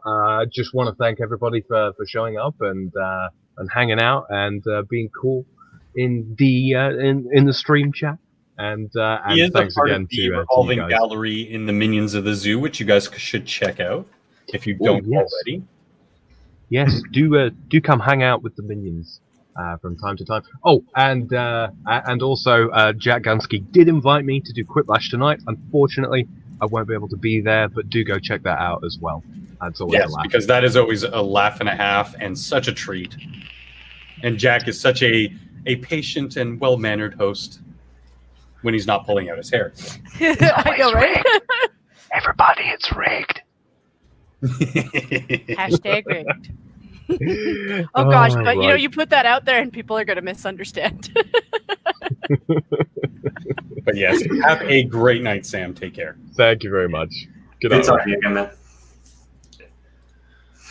Okay, this one's scary because it's kind of in line with some of the topics we've been talking about. But bed bugs have found a very big resurgence, specifically here in Toronto. I know it has in other places, but I'm only well informed about the resurgence here in Toronto. Again, has to do with lax inspection on imports, as well as people from, I'm just going to come out and say it because I'm unabashed and I don't give a shit what people say about me, that yes, it is fucking immigrants and people visiting this country from shithole countries who brought this back many, many years ago, probably about 2 decades ago now. We talked about it at length then, and how if we don't nip this in the bud soon at the root, we're going to have to start paying millions upon millions of dollars in damages because of this. And we are now starting to pay millions and millions in damages, especially now because in federal buildings and provincial buildings, they are starting to make, they're starting to rear their ugly little fucking heads en masse.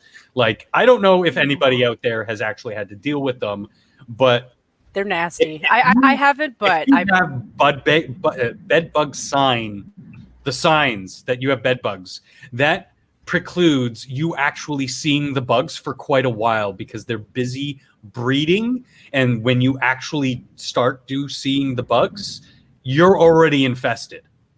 They are insidious little fucking parasites that need to be stamped out as soon as you can, or the battle is lost before the war even starts. Sorry, Jen, what were you saying? Oh no, you're fine. I was just saying I've never had them myself because they're not normally in Alberta, but when we get them, it's always because somebody brought a bed. Elwyn and I have. We promptly moved from that apartment. It was typically, and bed bugs. It was typically a lower income, a more recent arrival area of the GTA. And because of the just uncleanliness of our neighbors, we had to move. And we had to do the entire process of steam cleaning every piece of furniture, throwing out half of our furniture, and appliances and stuff just because of the infestation. I've dealt with that before even meeting Elwyn, and it was even worse. It's not pretty. It's a whole process that you, on an individual level, have to pay out the ass to be able to keep even half of your things, and then vacuum seal them, and then move. So that is all a lot of cost. Now, for them to rear their ugly little heads into federal buildings and provincial buildings means that taxpayers on the whole are going to have to start paying for this en masse. And 31 federal buildings across Ontario since the beginning of last year. 31 buildings. That means that they've been infested. These aren't just signs of bed bugs. This is actual infestation. So they find nests and stuff. So it is way too far gone, but they're still going to throw money at it anyway, because what are they going to do? Tear up the federal building? In some cases, I would say yes, but there's only so much you can do. And I can only guess, because they specifically do not tell you what kind of buildings they are, but I can only assume that they are outreach type buildings. Mm-hmm. That's where I was going with my brain. Yeah. Especially given that it's Ontario, because like I've said before, like we haven't had the mass amount of immigration that you guys have. That's not to say we haven't had it, but you guys have had the bulk of it. Not to really dox myself, because it's a very large city, but this building here, 4900 Yonge Street in Toronto, is not too far from us. And yeah, I know that building has, I believe it's the 3rd, 4th, and 5th floor are all immigration services. As much as the next person, I will like you on an individual basis based on who you are as a person, not whether or not you're an immigrant or a natural born Canadian, because either or has no bearing on whether or not you're a complete and utter asshole or a good human being. That being said, when you're coming from shithole countries, this is where these things come from. Because 20, 30 years ago, they weren't a big issue. And we've traced some of the insects. Mm-hmm. Jen, I've brought up countless articles of again, I'll bring up the infamous 14 invasive species that are relegated only to Alberta that came from mainland China. Mm-hmm. I don't want to regress to a complete isolationist nation or anything like that, but I want us to act responsibly, knowing that there are very clear and present dangers outside of our comfortable little country. Well, it's like in my home state, we have a lot of breakouts of various diseases and stuff, and they never talk about what the cause is usually. But Yeah, I mean, causes.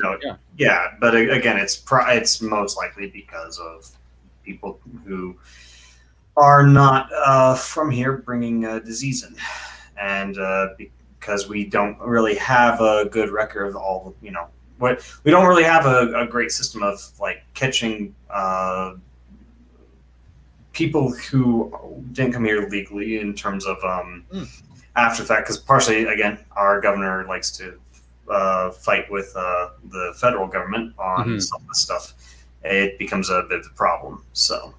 And Elwin brings up a good point to Scotty, that a lot of the older generations of, I'm going to use this as an example because it's a something I've had the personal lived experience with.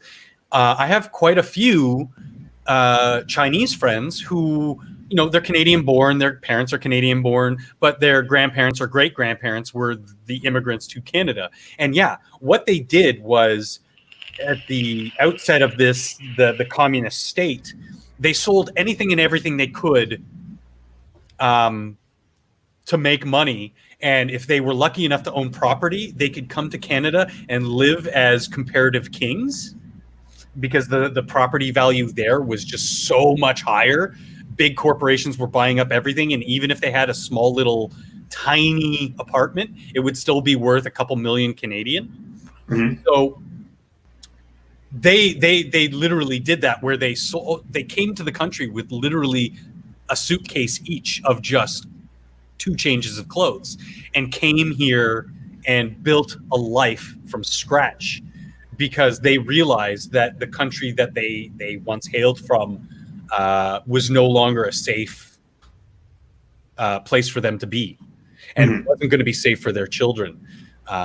So packing light, because they really didn't know where they were going to end up. And luckily enough, we had the room, we had the space here in Canada, and they've made a very good chunk of what makes up modern day Canada. The good parts, the diversity parts, the sort of quotas and whatnot, and also to bring, I'm a retired chef. I learned predominantly Asian styles of cooking. And it was because of the ready access I had to these techniques, these recipes, some of the ingredients that not only, yes, they do import, but are now being grown here. Nice. Yeah, it was really cool. Ow, shit, hit my knee. Depending on who you talk to, that might be cultural appropriation, obviously. But yeah, I call it the ultimate form of oh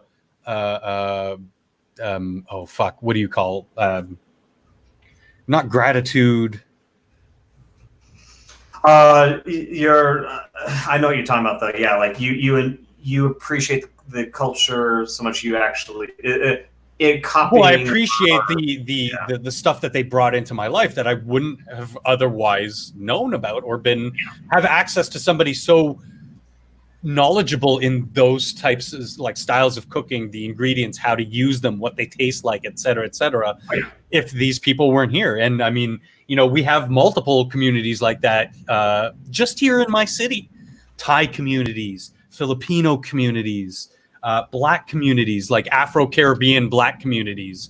You know, again, we're not talking the people who, you know, were early Canada, but, you know, a couple generations removed, but still celebrate their culture and want to, hey, you want to learn about my culture? Fuck yeah, I do. What do you guys eat? What kind of spices do you use? What kind of proteins do you use? Like, give me that shit. I want to learn. You know, I make a damn good jerk chicken, not because I go to the store and buy jerk sauce, but because I had a friend of mine from high school, actually it was my brother's friend, whose grandmother came from the Caribbean, taught me how to make my own jerk seasoning from scratch. What goes in a jerk seasoning, how to cook it, the right ways to cook it, traditional style. Oh my God, I'm tripping over my tongue today. Traditional style, you know, that slow, almost braised with the jerk seasoning. Just thinking about it gets me all wet inside. Oh my. About something tonight or today, rather. Huh? What? Sorry, I was thinking of jerking chicken.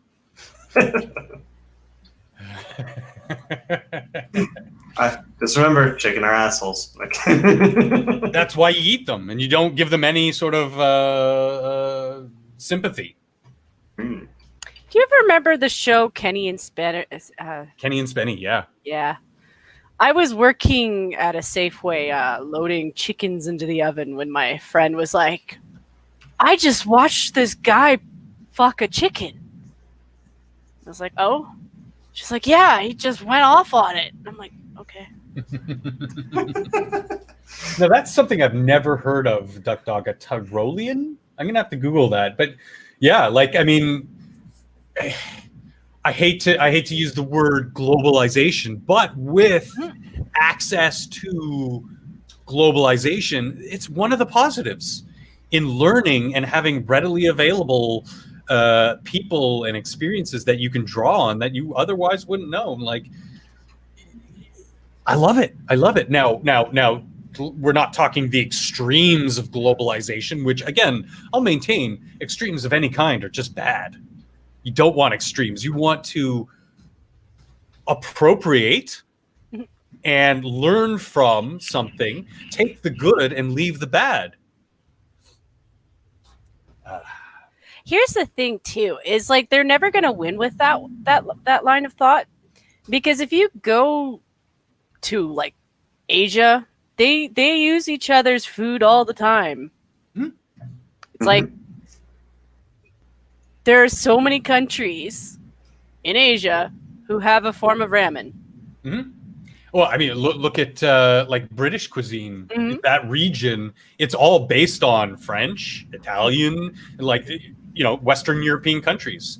The UK was just one of those countries that, you know, melting pot, literally took all those different ideas through colonialism, mostly, but also through trade with India and colonialism through India and all, and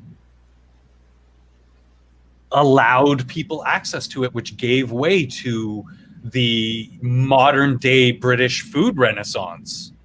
which they, for most discerning critics out there, food critics, they became the number one powerhouse in the culinary world. It's since died down a little bit because, these trends do tend to have their apexes and sort of taper off eventually. But that's why, because, I don't want to tout or try to promote any one given culinary celebrity or anything, but, take your Gordon Ramsay types. Mm-hmm. He knows how to cook a good curry because he learned from Indians. He knows how to cook a good handmade pasta because he learned from Italians. He all these different things. But yeah, Mr. Dax has got a good point too. Like, a lot of it had to do with the trade routes, because like you look at anywhere in Europe, like that's where they got their spices from, was from trade routes. And even the Asian nations, like Indochina, like they learned a lot from us. They learned that beef was tasty. They learned how to raise cattle. Mm-hmm. Look at the Japanese. They took cattle from the Europeans and they were like, okay, how do we make it even better?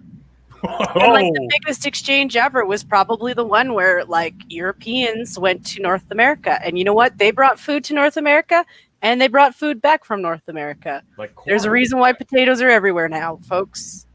Yep. And corn too. Corn is such a versatile. What is it? A grain? Yep, it's a grain. But a crop. It's such a versatile crop that it's made its way around the world.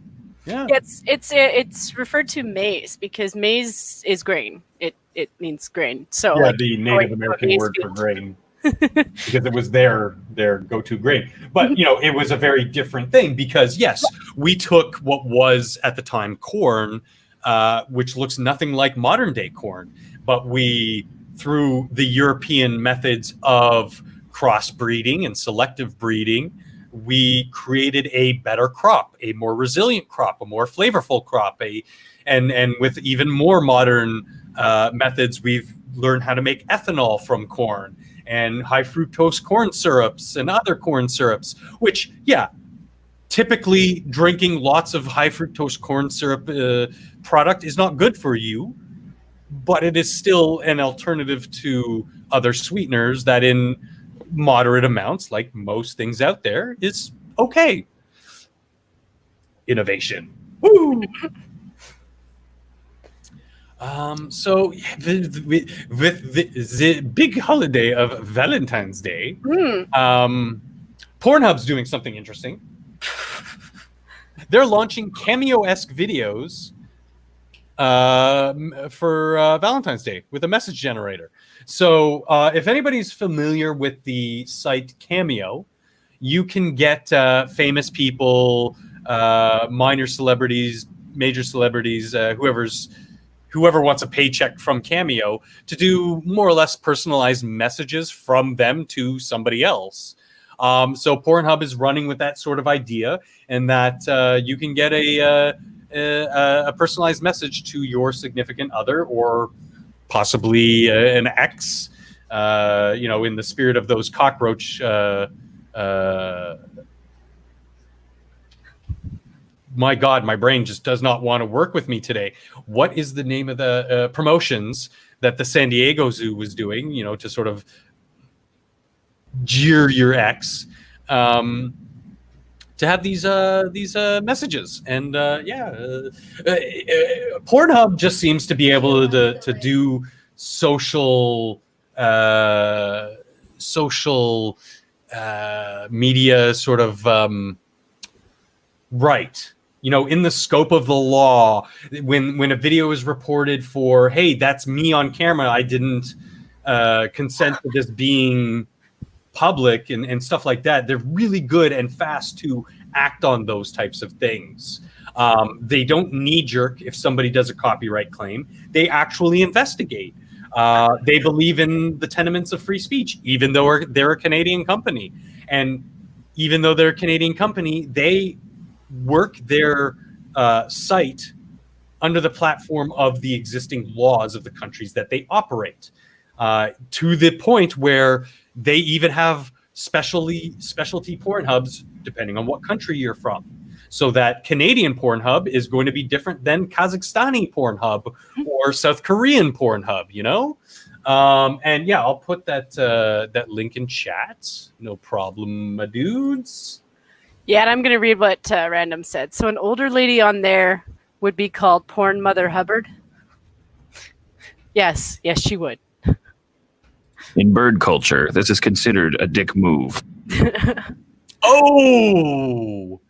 So just to get a little bit of the article, Valentine's. See, I told you my tongue is just not working today. I don't know what the hell's wrong with me.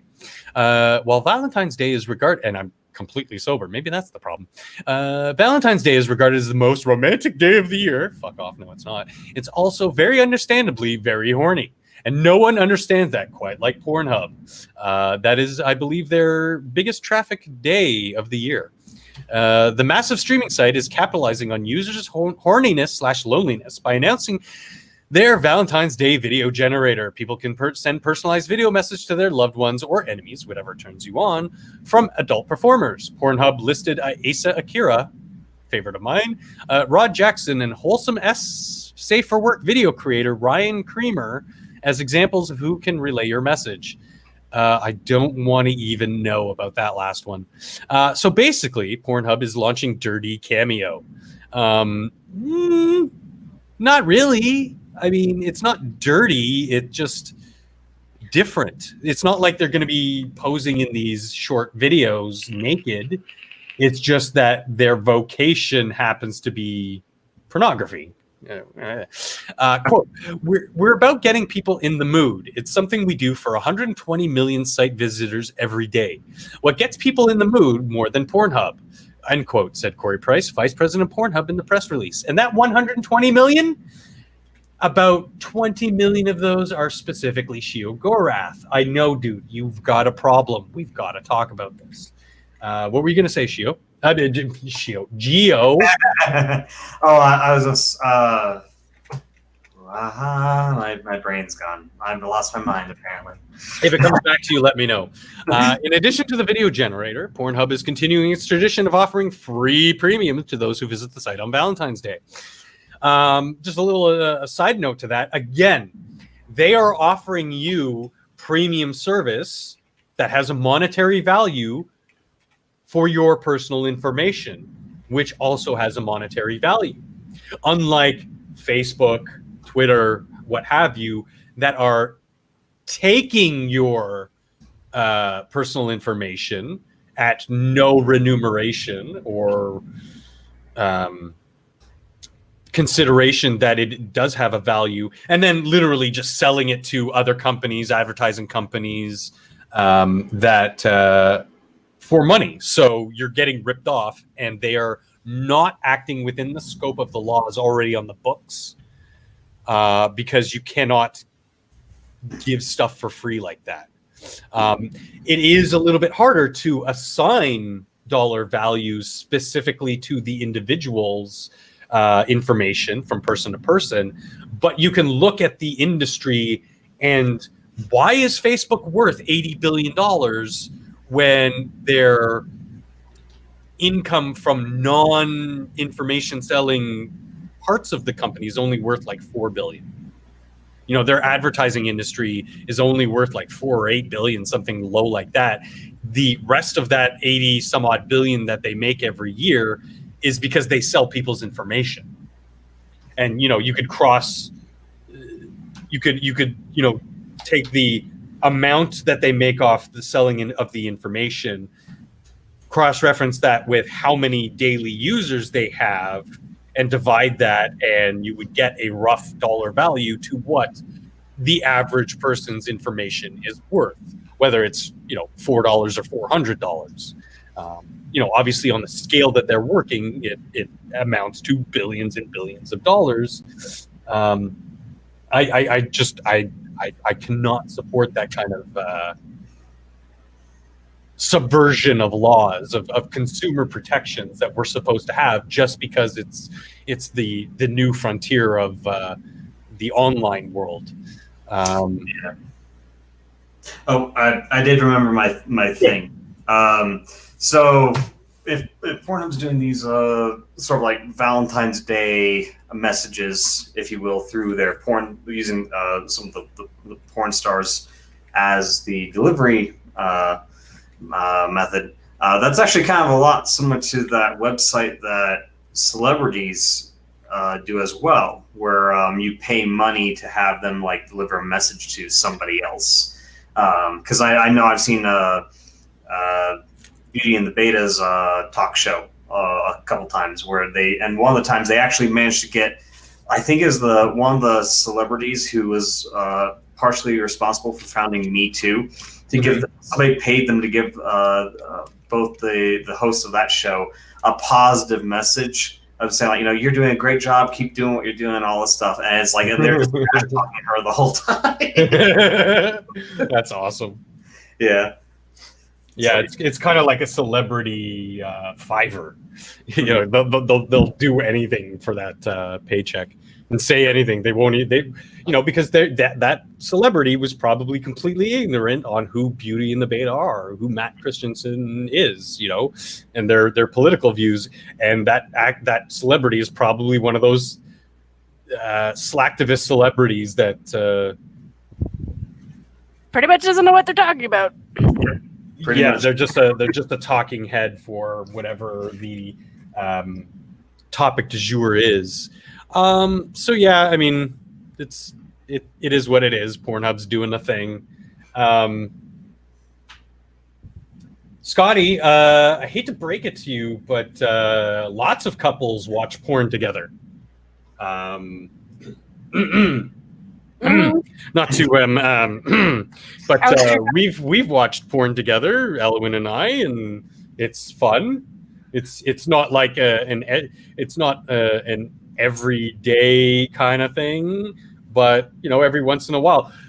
And sure, sometimes it's even funny, like, oh my god, look at her, oh my god, or oh look at that, that's fucking hilarious, And sometimes, yeah, it is a little bit more on the romantic, private sides of things, shall we say. Random wants to know if it was Sora's tapes. Probably not. I know, because she refuses to give them to me, and they've been since struck down from things like Pornhub and X-Hamster and all those other weird things. And not to oust myself, but I used to watch anime porn, not because I was getting off to it, but because I found it really amusing. It is. Some hentai is really fucking funny. It's just some of the stuff they do. I'm like, what? You ever seen Midnight Milk Party? You're getting basically what the title is. It is just ridiculousness about these weird Japanese businessmen who get off from milking prostitutes. Okay. Gonad the Barbarian is hysterical. I don't doubt it, just based off the name. Yeah, that's like the Funimation recently dropped a series. They had agreed to dub that is not quite. It's not quite in the realm of hentai, but really close. And it is funny because they dubbed 3 of these episodes before they're like, oh no, we're not doing this anymore. We prefer to do stuff of a certain quality or expectation that we hope our fans will support. And it's like, you literally had months after you signed that contract to figure out what it was you were looking at, and you dubbed 3 of the episodes before you canceled it. Oh, and since we're... Oh, sorry, were you... Oh, I was just gonna say, like, either they really don't know what they're doing, like they need a new CEO, new managers, whatever, or that was just like the worst virtue signal ever. Actually, before we get to this funny little video, we'll do this and then we'll get to what I wanted to talk about of celebrities. And we had the Oscars the other night, which for the first time in my life I actually somewhat watched.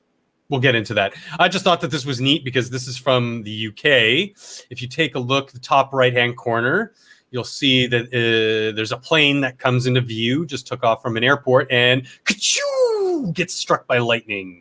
on its way up into the sky. Fucking crazy. Watch it again in slow-mo. That flash, Jesus Christ. Nobody was hurt. The plane was not damaged at all. It was just in the way of the lightning. Dude, that kind of stuff always gets me because it's so crazy cool. God. Shio. But yeah, so I saw the big three, I guess you could say, winners of the Oscars. First, obviously, you had Joaquin for his Best Actor role as Arthur in The Joker, which I thought was fantastic. I think he's a fantastic actor. I think he's a terrible human being. But, you know, I'm one of those people that can separate art from artist regardless. Like, it doesn't really matter. I actually learned about his activism and his overt political views quite recently because it's forced in my face by commentators and stuff. But, like, his role as Commodus in Gladiator, fucking incredible. He's got a great range. His role as Arthur, as the Joker in the new movie, fantastic. Even though I did not like Joker as much as most people did, I thought it was okay. But he deserved, you know, I felt, okay, sure, he deserved that award, even though I find the awards meaningless. But the other two big winners, Once Upon a Time in Hollywood and Parasite. I eventually managed to sit through Parasite. It was the biggest snooze fest I've ever seen. It was so boring. It's about a poor Korean family, which if it was made in North America, nobody would have cared. If it was a white family, like if it was black, sure, because you'd have Black Twitter pushing it on everybody and, oh my God, my diversity. But if it was just your run-of-the-mill American family, nobody would have given a shit. Mm-hmm. That being said, even from a technical aspect, wasn't really that good or innovative. It was just meh. That's why it was so boring is because it was just a meh movie. Once Upon a Time in Hollywood was just... Have you guys seen either of these films? Nope. Or Parasite? Okay, well, suffice to say, Once Upon a Time in Hollywood was bad. The flamethrower scene was amazing. It had moments because that's what Tarantino does. He can give you really cool moments even in a shitty movie. The thing that makes him such a great director is when you take a movie like Jackie Brown or Reservoir Dogs or Pulp Fiction, it is a movie that is based off a series of excellent moments. You know, each moment builds up to a crescendo that sort of leads into the next moment and sort of tapers off and then builds up into the next great moment. But every moment has a purpose. In Once Upon a Time in Hollywood, it just seemed like the movie constantly was trying to build up to something that never paid off. And he's in this kick now, Tarantino, where he likes to rewrite history. You know, started off with sort of, you know, Inglourious Bastards. He alludes to some of these things in his earlier movies, and just paint a rosier picture of times in history. No, I'm not going to say that that's a bad thing necessarily. Obviously, it's a tool, and how you use it is either good or bad. It's either successful or it's not. Like the rewriting of the assassination of Hitler in Inglourious Bastards, I thought that all those scenes and all those characters building up to the crescendo at the end of the movie was fucking fantastic. Even though that's completely not what happened in real life. Whereas with Once Upon a Time in Hollywood, it was just kind of like,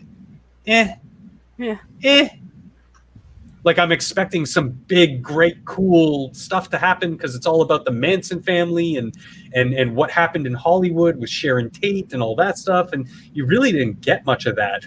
If you're really into that kind of stuff, the serial killer kind of stuff with a story, check out Mindhunter on Netflix. That stuff is fucking gold, Jerry. It's well written, well acted, gives you, even though it takes a little bit of liberties with the historical people like your Charlie Mansons and stuff, it still paints them in a realistic light. Yeah. It doesn't rewrite all the history. See, and that kind of bothers me a little bit, because that would actually be an interesting story, because Manson, like, that situation was crazy. There's a lot that could have been really good in a movie. Are you serious, Shio? Really? Season 3 was infinitely delayed? That's a shame. That's really a shame, because it really was one of the best sort of cop shows that was, and because it was still, like I said, had that basis of reality to it and her historical stuff. And yeah, Gervais's tweet about his joke of what he would have said as his opening joke had he been at the Oscars, but it's Gervais. I don't really care. He has his moments, and yay, he stuck it to Hollywood, but who cares? He's still kind of one of them. I'm not the biggest fan of his humor, so. Yeah, I mean, I enjoyed him in Extras. It was a short BBC miniseries where he brought on, big name guests, and he played somebody who was a character who was simply just like a career extra, film and TV extra, and just some of the interactions and the way some of the people in the industry treat extras. Something I've done for many, many years because it was fun. Yep. Duck Dog, it's not a monkey's paw movie though. It was simply the name Parasite refers more to the family themselves as sort of like a social parasite, because they prey on well-off to do families compared to them. Like whether or not they're a blue collar working family that owns a pizzeria, or a rich affluent family with government ties and big business all around the globe, this family has a parasitical nature with them, doing or saying whatever they can to suckle at their success. Yeah, it's just meh. So in a case of you don't say, transit officials in San Francisco are warning their riders not to ride outside the trains in San Francisco because these people are fucking retarded. What is wrong with you, America? Why haven't you done something about this great tragedy that is California? We tried petitioning to build a wall around California, and it never goes through. I want to save these people. I don't want to just cordon them off, but like, it just. Oh my god! I'm literally facepalm. Had to take off my glasses and facepalm for the 5th time because of seeing this article. Because you can see, I'm not going to play the video because it really doesn't show too much of it. Exactly, Darwinism at its finest. I say, yeah, let the stupid people die. Let them die. I don't care if they die in this case. Then just don't even spend the money to clean up their fucking rotting carcass. Leave them there as a warning to anybody else who might be on the fence about doing something this stupid. And if people forego that warning and do it anyway, let them die. I don't care. But as you can see in the beginning to the video, you can see this idiot Jason Solaris thought he was a cool fucking influencer by riding on the guardrail of the front bumper of the train. The back rail. That's the front. Obviously, they have 2 fronts on these trains because they go into the station and they pull back out on the other way. But yeah, these just so stupid. So stupid. Hey, Universe. What's going on, my dude? I couldn't find the server today. I'll hit you up in Discord. Yeah, that used to be, natural nature's selection on who's going to live or not. If you're so dumb that you're going to kill yourself, have at her. As brutal as that is. Sorry. Gotta stretch for a second, guys. Yeah, sorry, Universe. I'm trying to get to 100 subs so that I can actually name my channel properly and not have it go off of the letter number combination, but that should be the link. And thanks, Shio, for the the link to this. Oh, okay, good. Yeah, I was hoping it was going to be this. Just a link to an article explaining the Mindhunter future. And the whole thing with the natural selection was that people that are that stupid and that incapable of living, even in a society as safe as ours in North America these days, it means that they're not going to propagate and procreate and have stupid children. It means that the cream would always rise to the top and that people who were more capable and more responsible and again, capable of living would have future generations that could also, and that isn't to say that these people from, middling people couldn't have really dumb children or really genius level children. So let's take a look at this. Mindhunter Future in Limbo, as Netflix series cast is released. It hasn't shown up yet. You might want to give it a second. I can see it in StreamYards. Yeah, but it's not showing up on the stream yet. I can see it on the stream as well. Yeah, now it is. It's a little laggy, so just so people know what you're talking about. As it's shown in StreamYard, it should be fine. So the cast was released, so they didn't renew season 3. That's unfortunate because I would hope that two of the main characters, these guys here, the cops, the FBI agents, they'd come back. Holt McCallany and Jonathan Groff would want to come back to the show from the sheer reception it got from people at large and as well critics. Everybody seemed to really love this show again because yes, it was based on actual people and actual events that happened, but it still took a little bit of artistic liberty because you want interesting, engaging characters. You don't want just a boring FBI dude, right? And of course, Anna Torv. Oh, love Anna Torv. Fringe was still one of my Elwin and I's favorite shows of all time. Okay. It's been 5 months since season 2 of Mindhunter launched on Netflix. Over that time, there's been no movement on part of the streamer regarding a potential 3rd season of the David Fincher crime thriller drama. Oh yeah, that's right, David Fincher. I totally forgot it was a Fincher thing. He's really hit or miss with me. Last month, Netflix let the options of the cast lapse, further raising the possibility that we may see the last of Mindhunter. That is not entirely the case, the network told Dateline, while confirming that the options on the cast, which includes Anna Torv, has expired.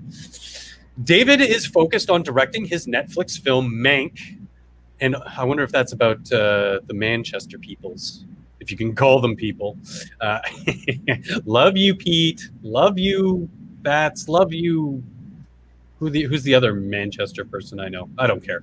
I'm producing the 2nd season of Love, Death, and Robots.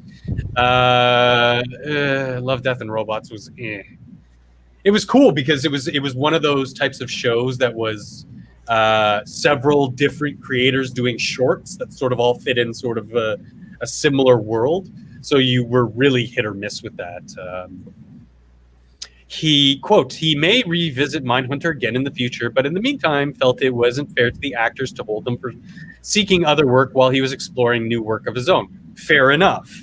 I just hope that he realizes that a lot of people really, really appreciated Mindhunter, really liked Mindhunter, and would come back to it, and that the stars of the show would also come back to it because, again, Holt, Jonathan, and Anna really had a good chemistry together, and even Anna Torv's character, who's a lesbian, it wasn't social justice-y, smack you over the head with it. It was just a matter-of-fact type thing. Yeah, she's gay. Big deal. she's got stuff in her own life, her own prejudices that she's got to deal with. But it wasn't, hey, gay, every 5 seconds, which comes with a lot of shows that put a character like that front and center, like Batwoman, where like she sexually harasses every woman that she comes across. Yeah, and where everything be about the gay. Urbana Fox, thank you, Dan.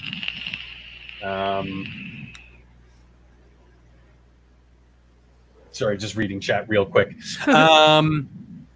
So Fincher indeed has it in the works at Netflix featuring Mank, which is a personal project for him. Good, because when he does these off-the-rails personal projects is when I really gravitate to his work more as a cinephile and somebody who's studied filmmaking. He's directing the film about screenwriter Herman J. Mankiewicz and his battles with director Orson Welles over screenplay credit for Citizen Kane from a script written by his father, Jack. That's kind of cool. All right. Again, as a film student, that's cool to me. I don't know if that's going to resonate with a lot of people, but it's unclear. Unfortunately, Jack, it's either that or I kill people. So please forgive my vaping. If I had a proper cigarette, it wouldn't be an issue. Mindhunter got off to an okay start. While Netflix does not release viewership information, the show's name popped up on several binge reports. The second season had a quieter run.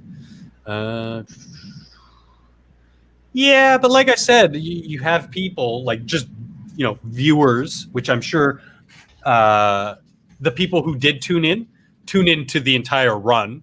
And critics who were praising it. So quality over quantity, I always say. But, like I said, hopefully they'll come back to it. If they don't, it's unfortunate. But, you can't force people. Sorry, Bernie. You can't force people to do their vocation how you want them to. We have these things called freedom, and if he chooses to do other projects and not revisit a previous project, okay. But on a personal level, it kind of sucks because I really would like to see season 3, season 4, even because it's set in the late 70s, early 80s. I'd like to see them progress into at the fledgling science of criminal profiling and finding serial killers and common behaviors. Like the meat and potatoes of the show is them trying to put patterns together and develop the tools that law enforcement needed to identify these people before they become these people. You know what I mean? So that if a killer shows the traits of a serial killer on their first kill, they might be able to nip that in the bud before the person actually becomes a serial killer, thus saving an untold amount of lives, right? I love that show. And, big applause to you guys who are quitting smoking. Jen, anybody else? Not voluntarily. I mean, it is, but it's not really. It's one of but those it's things. not. You're rolling with the punches, and you know what? I got to have respect for that as well, because we're all dealt a lot in life. Life isn't fair, and sometimes when you just roll with the punches, you might have a good ending to the story. Like, believe me, there's been days where totally. You cheat. You can cheat. You're allowed to cheat in any sort of personal betterment. But if at the end of the day, if 5 years from now you're completely smoke free and you haven't touched a cigarette for a couple years, you'll look back at this time and go, it was tough, but I'm glad I went through it. And just as somebody who is a smoker who would have liked to have committed to his quitting earlier in life, who's kind of given up now, I have to give you an applause, because it takes a lot of personal fortitude and commitment to be able to even try to do that stuff. Yeah, for me, it's I mean, this year alone, I was planning to quit anyway. It's just one of those things where, like, every month my brother and I were like, if we could at least start off the first week without smoking, eventually we'll complete the rest of the month. Like right now, we're both kind of like in this mode of just like we're at this point where we're so tired from it, Yeah, the chemicals leaving my body that we're just like, bleh. It does leave you a really, really like a physical depression. Yeah. You know? Like you're like the mental aspects, yes, they're surely there, but the physical depression that your body just doesn't want to move or do anything. Yeah, you're going to gain a couple extra pounds, but it's quickly. Well, the thing is I'm on a diet too. So between the two of them, I'm just like, meh. Yeah. I mean, even diet or not, even if you just go back to your or maintain a certain level of activity. The quitting of smoking will leave you with a couple extra pounds at the outset, but then you'll lose those pounds quickly if you keep up with the program. Yeah. Yeah. I'm the type of person, it doesn't matter. If you gave me, now I don't want, vaping didn't fully work for me because I like smoking.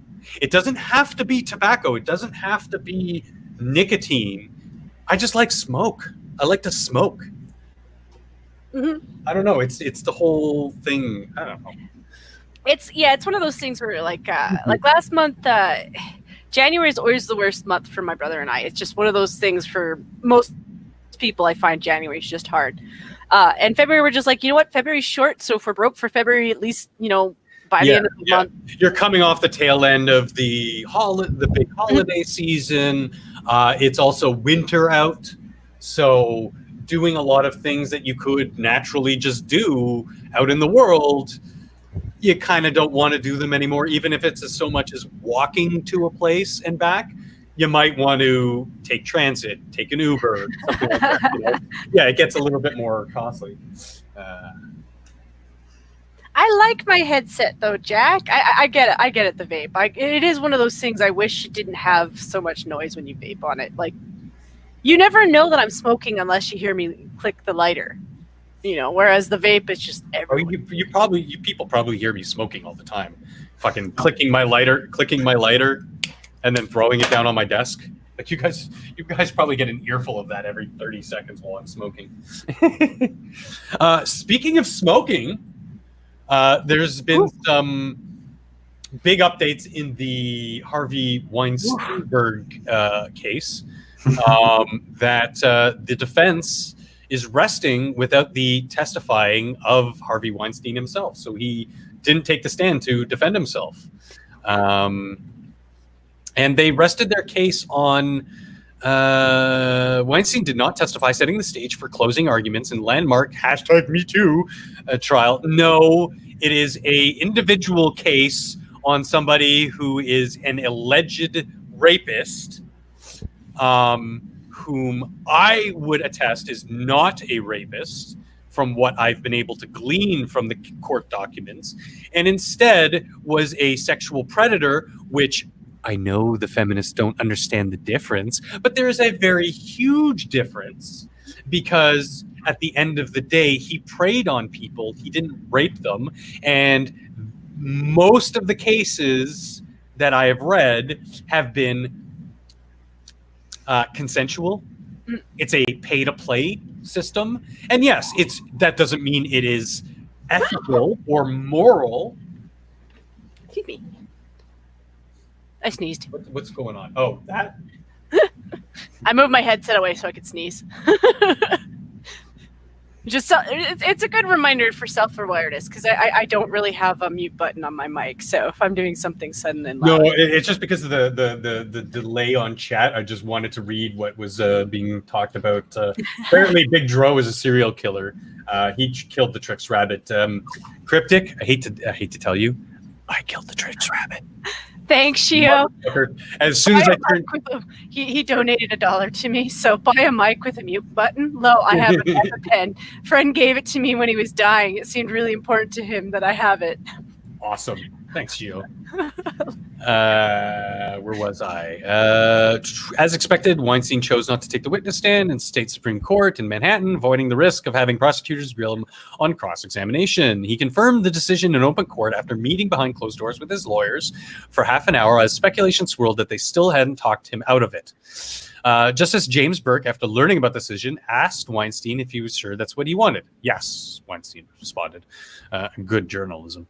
Following a court holiday on Wednesday, jurors are expected to hear defense closing arguments Thursday, followed by the prosecution Friday. Jury deliberations are slated to start next Tuesday. So as early as next Tuesday, we will start getting some information as to earliest. It's not guaranteed that we may hear where the court case is leaning. Because remember, a lot of the accusations here are of rape, not of this immoral sort of pay-to-play system, which again, very different things. Rape is, whether figuratively or literally, holding someone hostage and forcing a sex act upon them, whereas the pay-to-play system is you're coercing someone because you have power, they have power, to relinquish some of their power to you so they can give you some of their power. And in a case like Weinstein, he had the political clout within the not actual politics, but the Hollywood realm through the Weinstein Company and making films and TV to a woman's sexual power. And it's a trade-off of that power, right? Like, correct me if you guys think I'm wrong. No, Again, we'll let the courts play this out and give us the actual verdict, because again, only what I've been able to read, not everything is released, and we'll know, and hopefully the courts will do their thing. And Jim, what were your thoughts? I would say probably for the most part, with a lot of this, if actually a good place to look for information on kind of more or less what was kind of going on, also with like you said, the more or less the agreements that were reached between some of these people. Mm-hmm. Look at the main woman who's leading Me Too. I think now I can't remember her name, but there's been a couple. Are you talking about Rose McGowan? I think so. Yeah.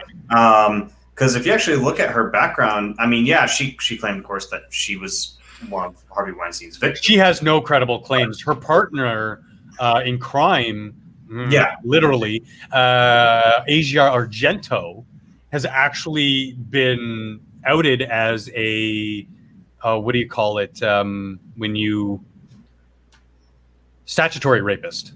Mm-hmm. Yep. And yeah, and so for me, it's just one of those things where I'm kind of like, not convicted, but outed. Right. Oh, cryptic.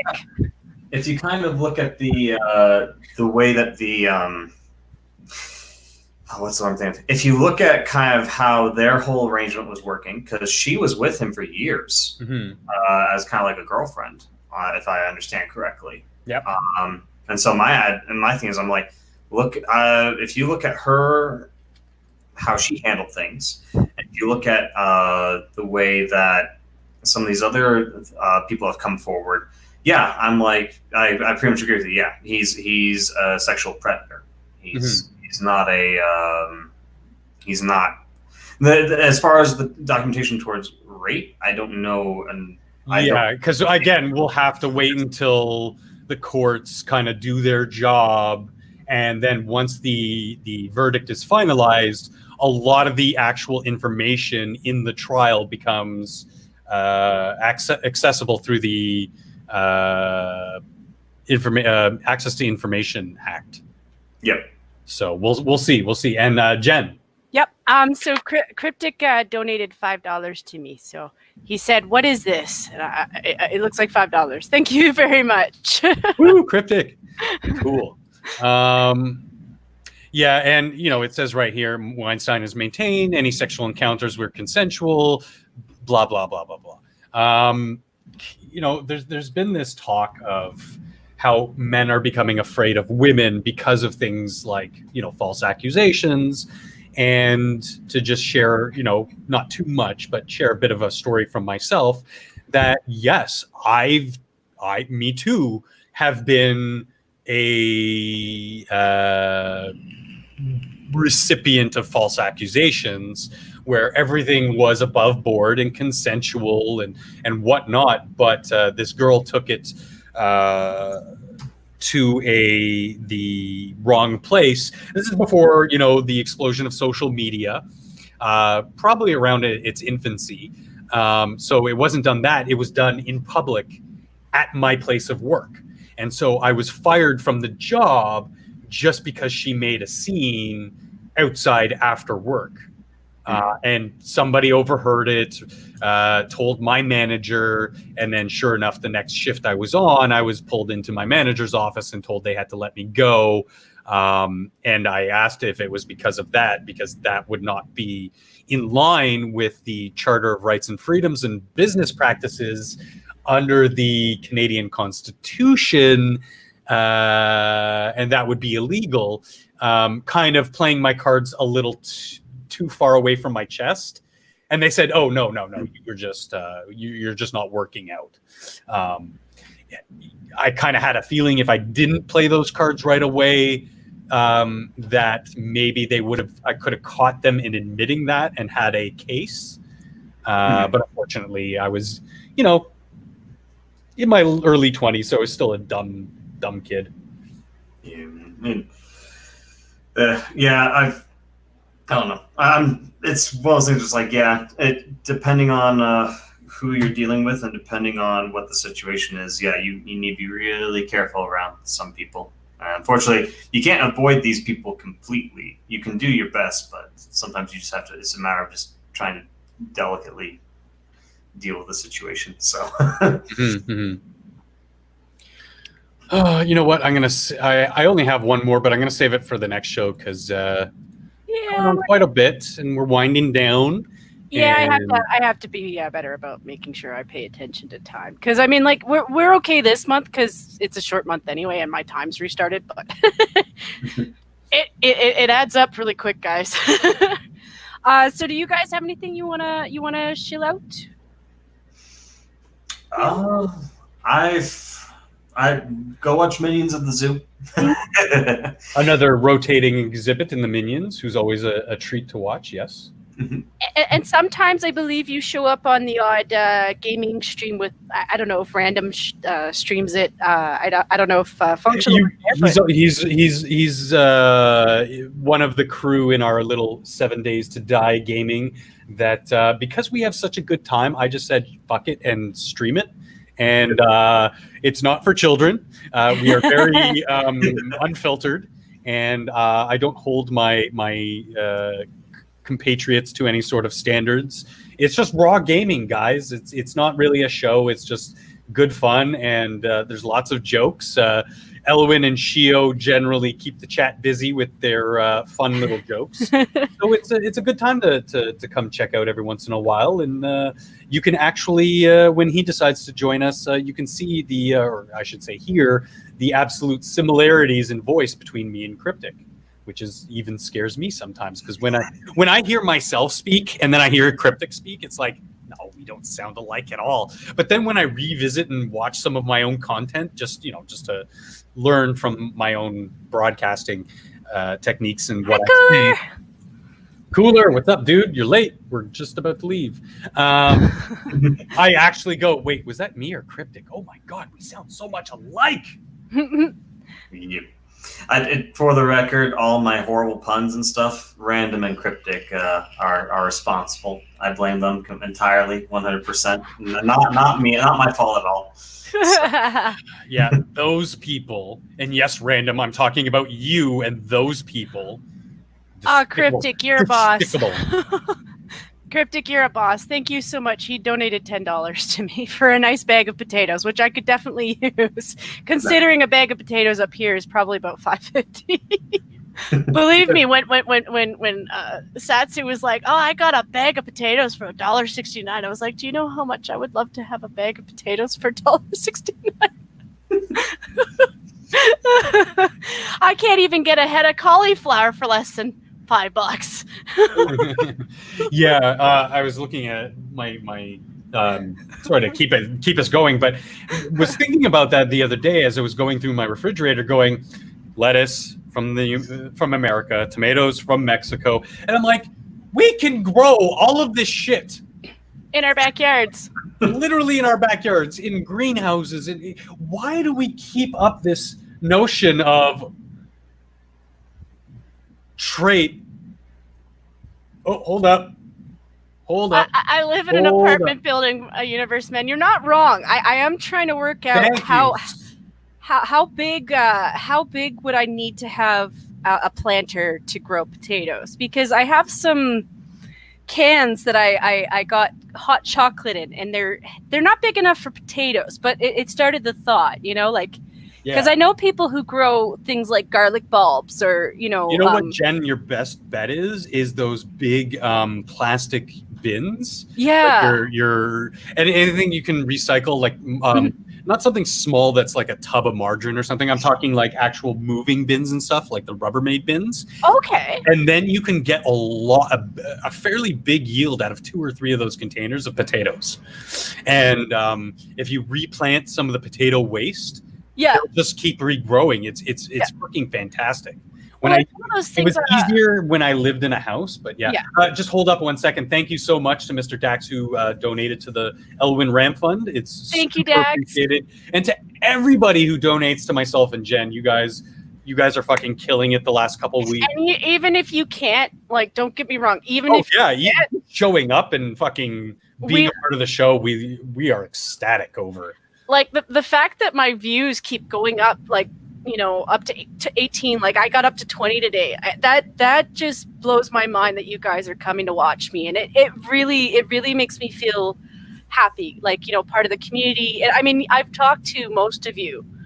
There's some people I still want to get you on at some point. Maybe we'll have the odd interview with people that we haven't talked to yet. But I really love that about our community, that we can help each other out. And someday I will have a job, and guess what? I will donate to the Help Fund. One of these days, Jen, we're going to be just as big as Ethan and what's his wife's name? I don't know.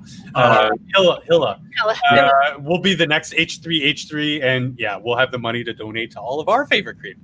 On that note, don't forget to subscribe to Jen and Random's DLive channels, guys, because when they do, Random does a lot of game streams on there. He's always entertaining. And Jen, when she streams her games generally on DLive. I like DLive. I like DLive because just from being engaging with the people that you watch and consume their content, you're making some of their virtual currency, which then you can donate. So just in watching, the company is allowing you to monetarily donate, which is great. Later, James. Thank you for staying up so late for us. I know you're in the UK too, so. I had something for James. Where is it? Oh my god. Fuck it. I don't have it. Oh well. But yes, thank you so much for everyone for coming out. Thank you, Geodes. Thank you, Sam, for being our guests. Thanks to your host, JP. I've been our co-host for today, Functional. And with that, I say good night to everybody. Oh, and thank you, Samuel, even though he's not here anymore, for joining us. Because it was very last minute. And like I said, you were in the green, and I was like, I'm going to ask, because I don't know what else to. Hi, everybody.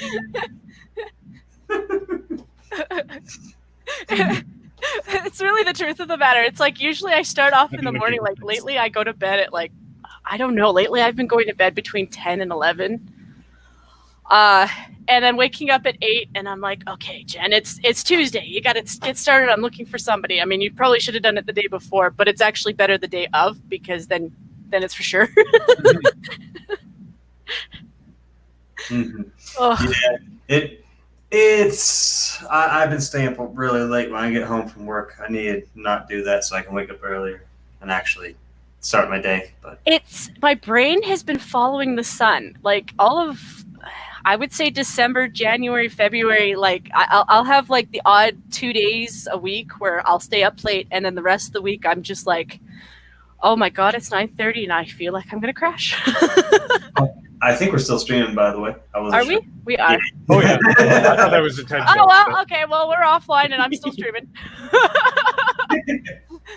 There we go. And now it's Night, everybody. night. No.